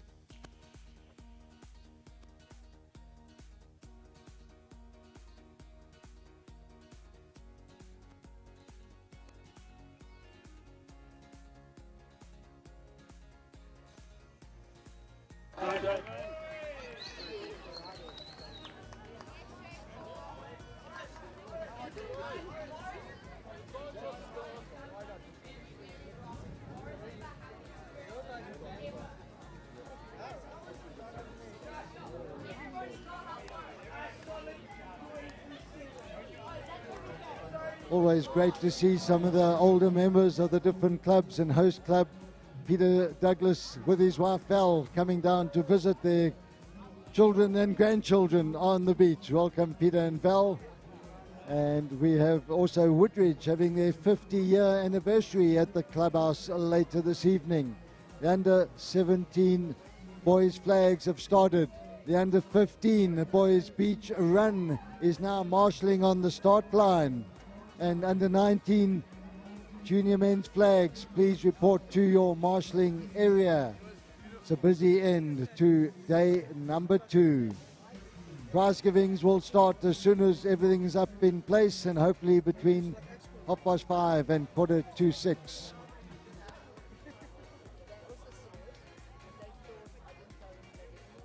Final call now, under 15 boys beach run, final call.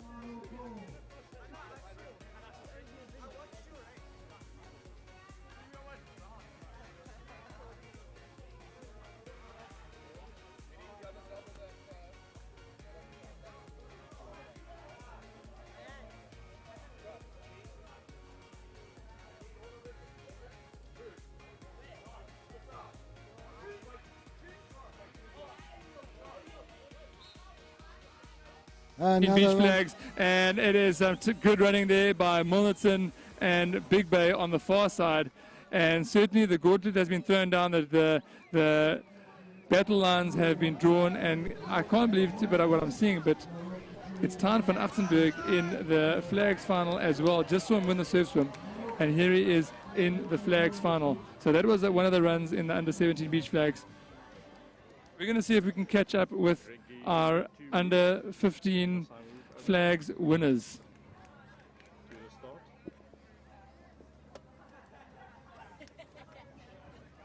Right, I'm standing here with the Southern Cross winners of the beach flags. Can you guys just introduce yourselves for the camera?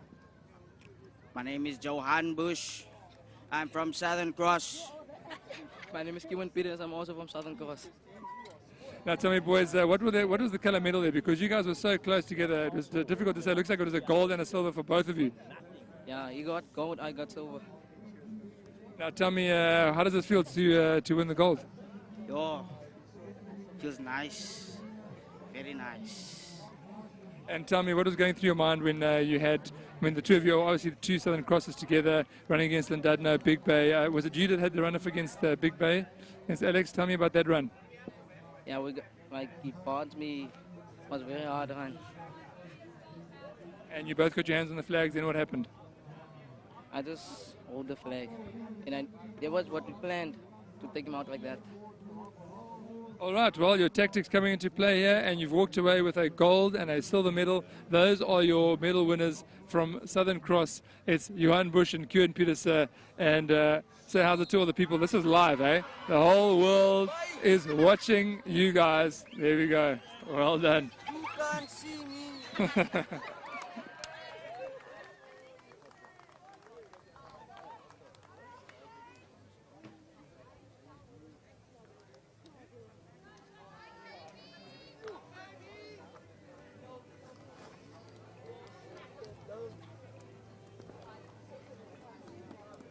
Run by run by run, very technical. You know, if you have to think about what has to go through the mind of a flags competitor, they have to get every run right. You do one misstep, one slow start, and you're going to be out. And you need to survive countless runs until you get to the final position. Here we are, under 17 flags final, and we are going to watch this action together. I'm going to call it here from courtside. So let's follow me into the ringside and see if we can see what's happening and who's left in this run. This is the under 17 male beach flags.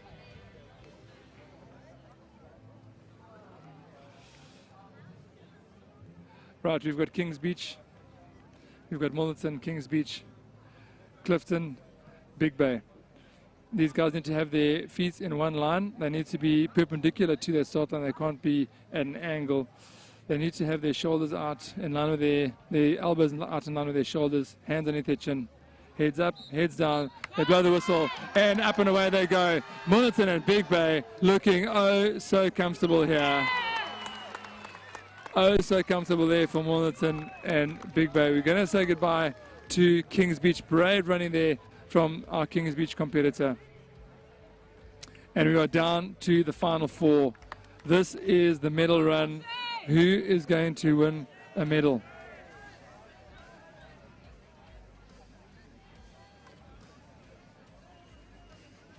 Great running there by Connor Bagley.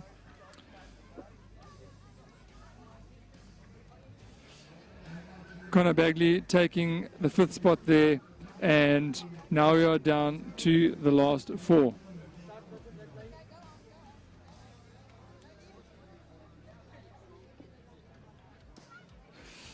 Right, so 4 athletes, 3 medals. What's important here for these athletes is that when they get up, they don't want to be moving forward. It's a natural tendency when you stand up to put your knee underneath your chest and take a step forward before you turn. These guys have had to train hard to break that habit and take a step back when they start. We've got Nalin Kwazi, Tyler Edson, Kings Beach, Milnerton, Big Bay, Clifton. Up and away they go. Kings Beach are going to want to have a big strong run here. It's our host club just not getting the flag, just coming up. We're saying goodbye to Kings Beach. It looks like it's Clifton, Big Bay and Milnerton. It's an all-Cape podium. We say goodbye to KB, Kings Beach, brave running from that young man. He tried his hardest. He had to switch directions. Midway through the run to pick up a flag. But it was a brave run by that young man.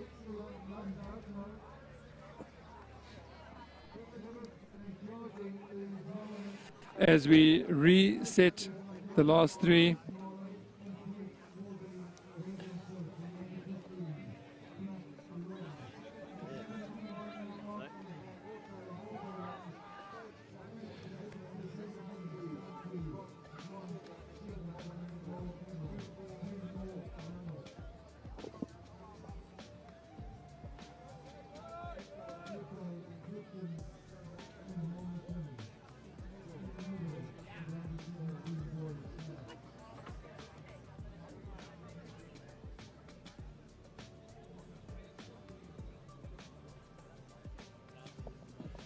Right, we are down to the middle run here.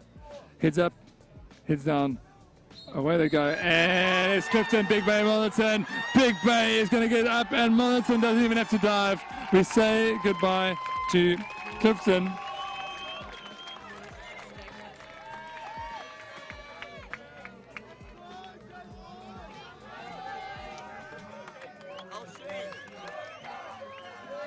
We're going to say goodbye to,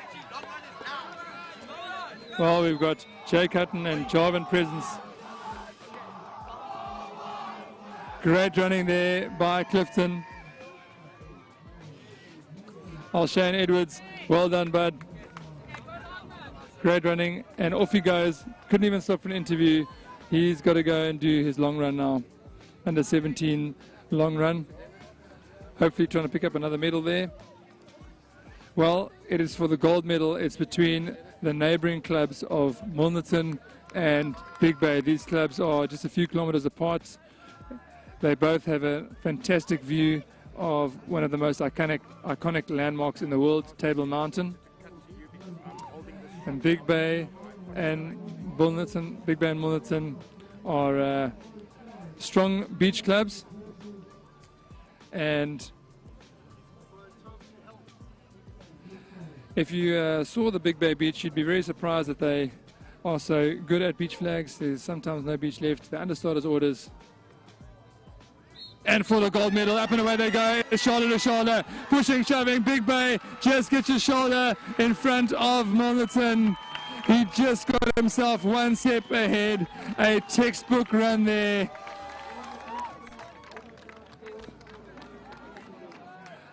That was some quick running. It looks like Milnerton, they're going to have a bit of a chat there, shaking hands, and good run there. You know, flags is one of those events where you are going head to head with another competitor, and sometimes so difficult. You obviously need to be thinking, well, I'm going to take this oak out, but you need to respect your competitors and race in a respectful, fair way always. And in flags it's so difficult because it is a very physical event and you are head to head against another guy.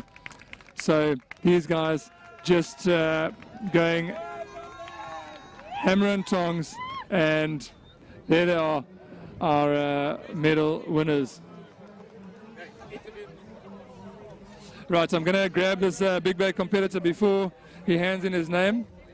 Before we give you a name, we're just going to grab you for an interview here. Our winner in the under-17 beach flags. Why don't you tell the camera, just tell us who you are and about your race. Well, I'm Jake Hutton, and this is my, I think, 4th flags win. So that's about it. Gee, that's about it, your 4th flags win. And tell me, I mean, you had to go through a number of athletes to get to this point. Every single run focused. Tell me what was going through your mind in the final, especially down there into the last 4. It was getting quite tight there, the last 4 or 5. Yeah, it was really tough. Going in the heats, I saw these boys and I was like, this is going to be some tough competition this year.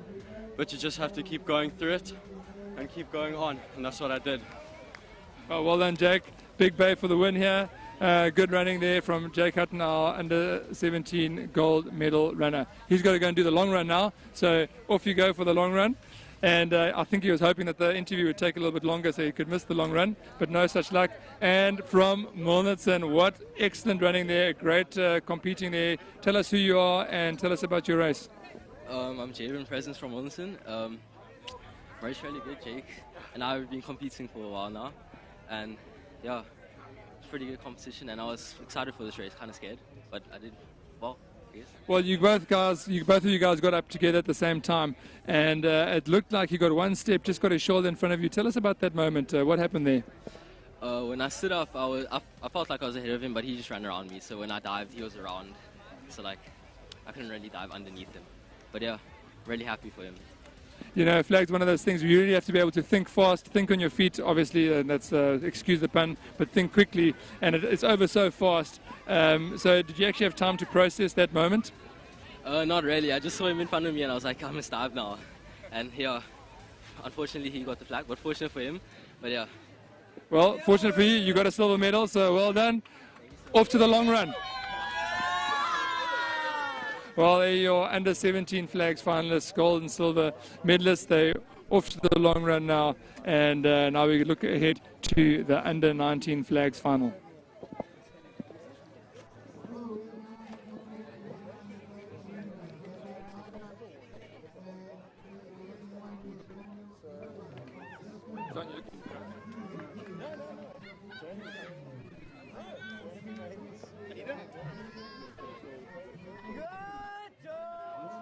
What are we doing?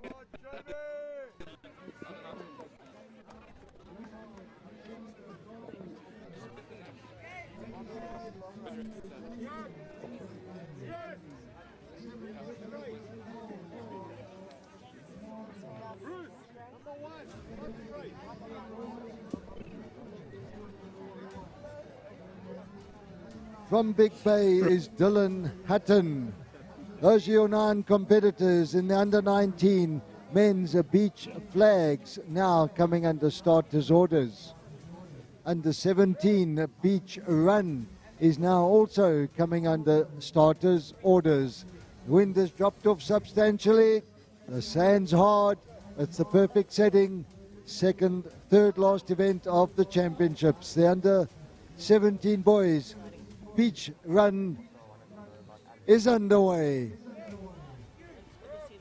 One of our competitors there practicing his get up there, making sure that he moves backwards, not forwards on that get up. Right now what the judges are doing here is they are making sure that these athletes are perpendicular to the line and their feet behind them, beneath their chin and their elbows out in line with their shoulders. Elbows aren't allowed to be down. They can't get any advantage on the get up. They've got to do that themselves at the call of the starter. From this angle, looks like the Big Bay competitors just a little bit off center, and that's, see if he turns to the left or the right. It will make sense for him to turn to the left. The heads are up, down.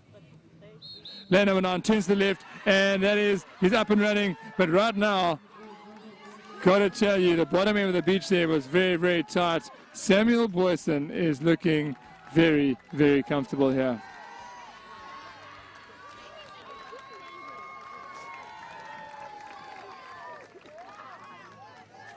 We're going to say goodbye to one of the Clifton competitors. Good run for him. He made it to the final, and he's got to have his skull when he hands in his name. It's Zach Heskovich going in 9th place, scoring a point for his club. Well done, Zach.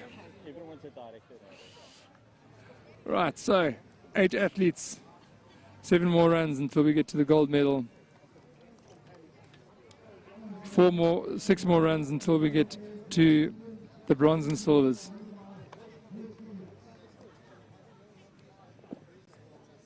Just see our competitors getting their launch pads ready.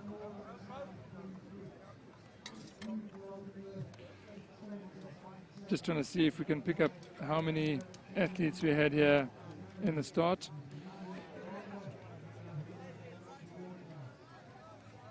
So we started with 47 athletes here from the outset, and That means that at least 37 times these guys had to do a push-up, a turn, and a run. It's not including their training. So I think that flags guys are very good at doing push-ups and spinning. Their get-up is so fast it's sometimes difficult to see what they're doing. Seagulls must be feeling the pressure there. Lane number 2, in between two Clifton guys. If he wants to stay in here, he's going to have to move over to lane 1's flag and get up ahead of him. Let's see what Seagulls does here. Up and away he goes. He's trying to move over to lane. No, he can't. Clifton working together. Saying goodbye to Seagulls. There's a flag left over, and we're going to say goodbye to one of our pre-event favorites, Big Bay. Just missing out on that flag. Also coming up short against two Clifton caps. Bit of argy-bargy there. Well done to Big Bay, under 19 flag.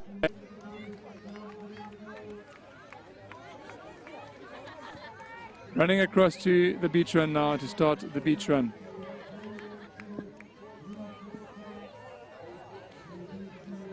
And the 19 beach flags saying goodbye to Jamie Smuts there from Big Bay. Good running from him. Well, it is very, very possible that we're going to have 4 Clifton athletes running for the medals here later on.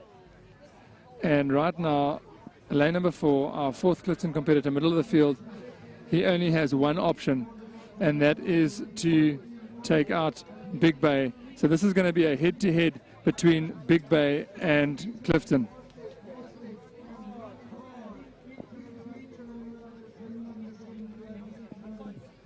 This is going to be a head-to-head between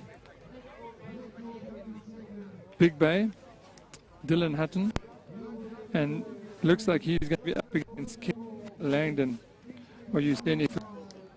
Not quite sure who that athlete is. Look at the Clifton guys having a bit of a chat there, deciding what to do. Well, it looks like they're including us. And got to say that if you're from Seagulls or Marlin, you must be feeling a lot of pressure right now.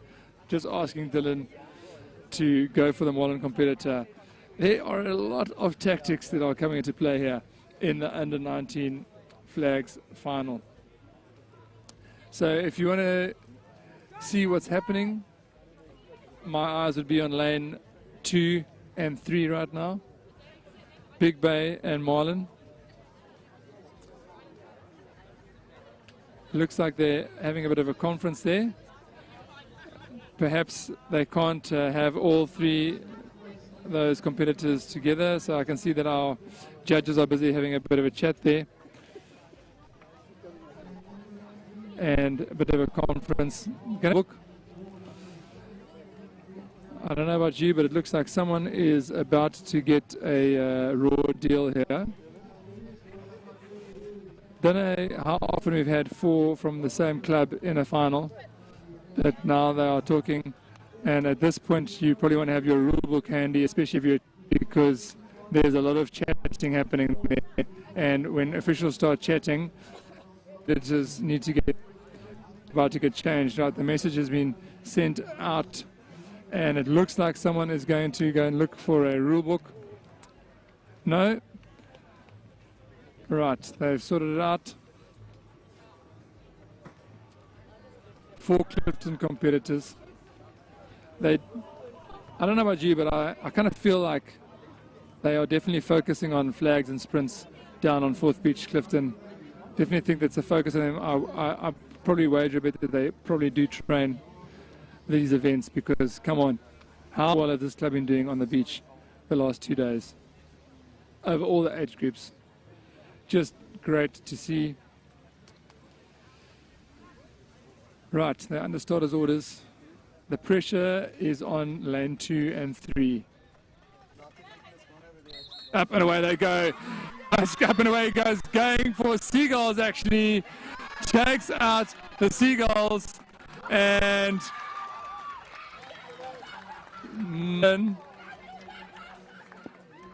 by the skin of his teeth, Seagulls was definitely the man to watch out for there, and that was the danger man, and they went for him. That was a run of all runs there by Big Bay. Dylan Hatton taking out Carlo Morgan. Carlo Morgan, don't know if he was expecting that. I think that he thought the pressure was on Joseph Skoll. He was obviously a danger man for these guys. They marked him, and unexpected blindside from Dylan Hutton from Big Bay. Those are the tactics that come into play in flags. These guys, and I've got to say,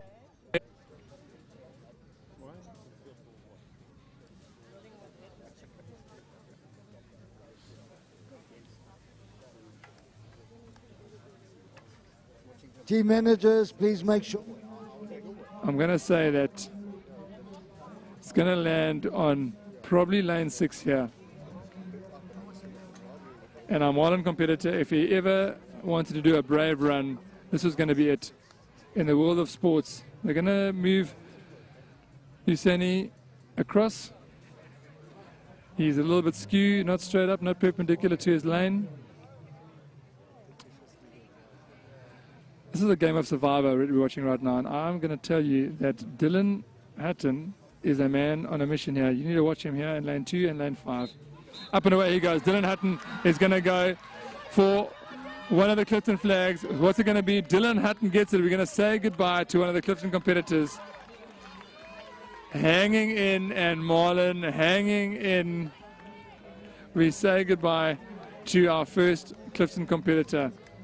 Under 19 beach flags. This might as well be a senior flags event. These are big boys, and they are going super fast.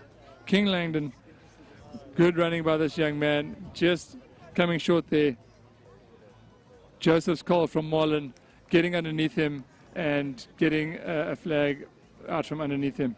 So great running there, our Clifton competitor. Usini Furtado, not King Layden. I do apologize. It was Usini Furtado.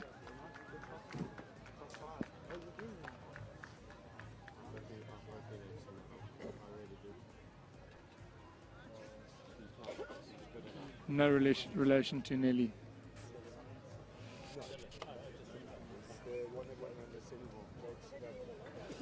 Three Clifton competitors. There's a Marlin sandwich there between 2 fourth beaches. I'm going to say that at this point, Dylan Hatton's head is on a block here. And he's feeling the pressure. Is going to be for this run.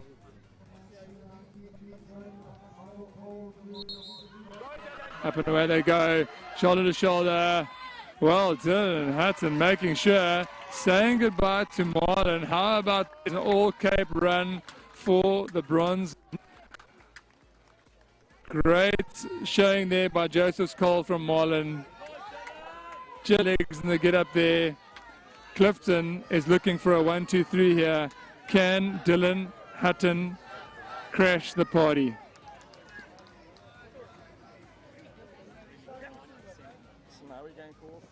Four athletes,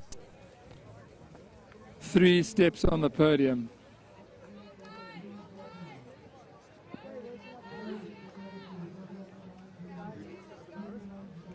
Will the purple and turquoise from Big Bay crash the party here?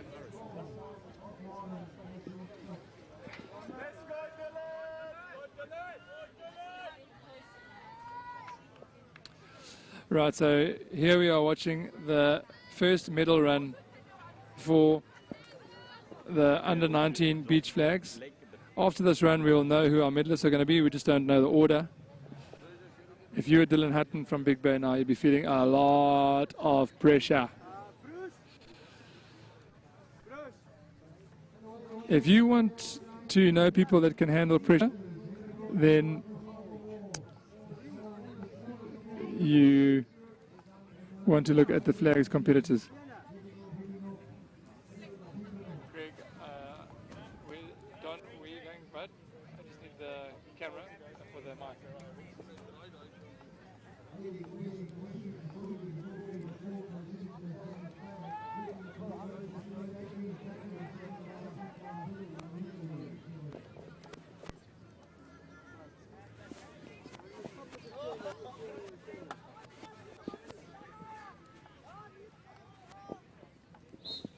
Well, up and away they go, and Dylan Hutton is gonna crash the party. Dylan Hutton crashes the party,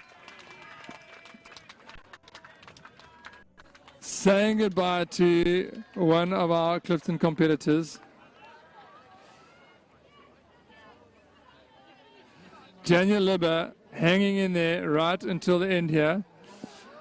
Beach relay champion. But right now on we can see we've got our finalists here, our medalists. Clifton, Clifton and Big Bay. Clifton, Clifton, Big Bay are our medalists here. Big Bay crashing the party for Clifton, and will he crash the party even more, because he is under some serious pressure here.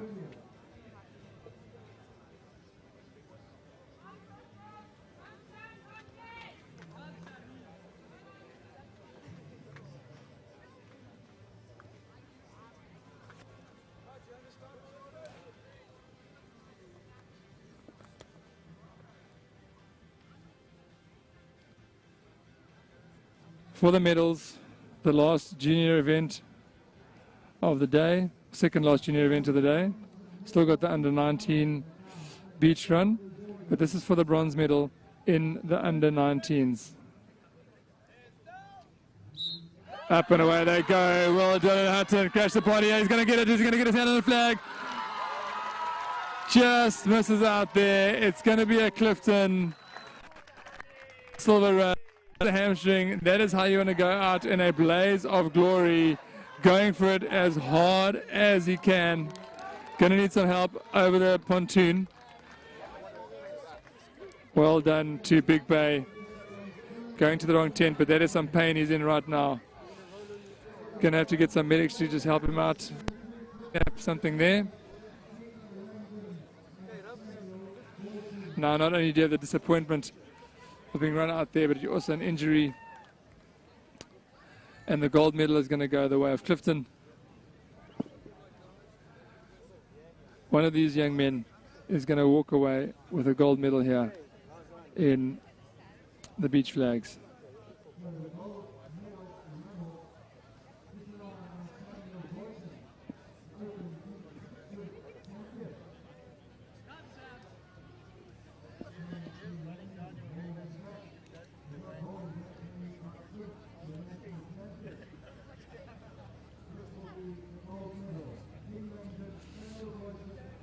So Clifton is here for a gold medal.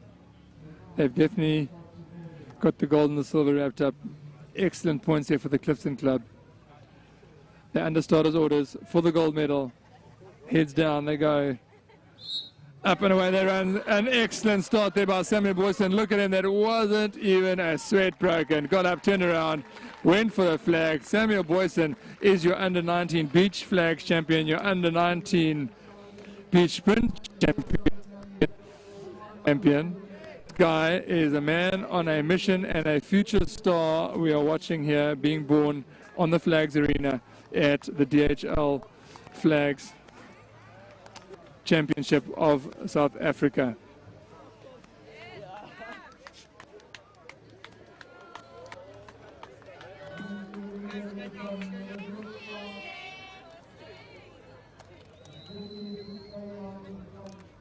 Say that again, Greg.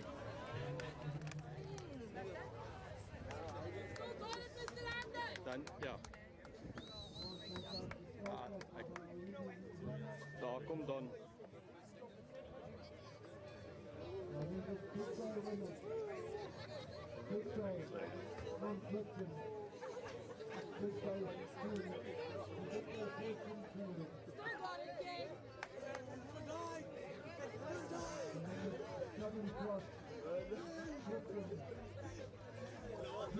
I don't want to do it in yet.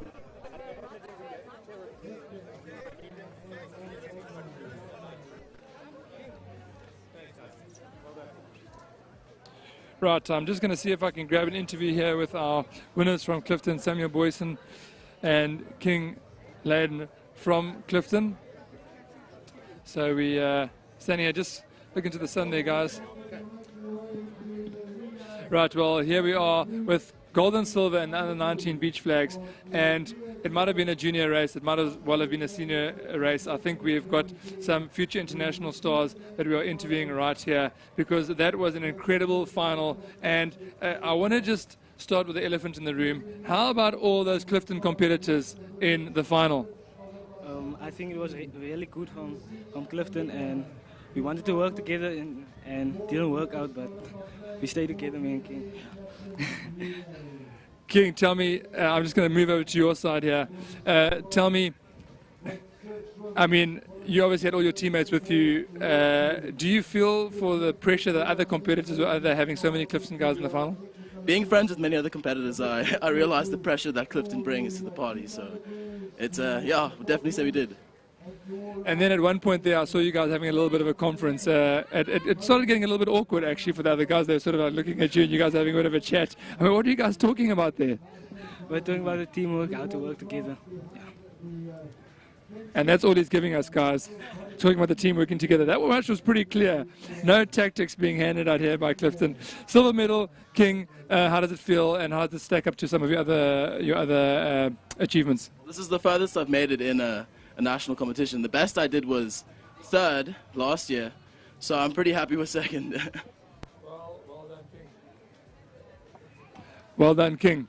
And Samuel, tell me, I mean, how does this stack up on your achievements? I mean, you've had an incredible week so far. Yeah, I have. This is my second gold medal of the day, and it's actually my third from yesterday. And yeah, I'm stoked for tomorrow as flags for senior. Yeah. So we're looking forward to some more action from Clifton tomorrow. I can see why you guys didn't want to give me any tips on what you guys are talking about.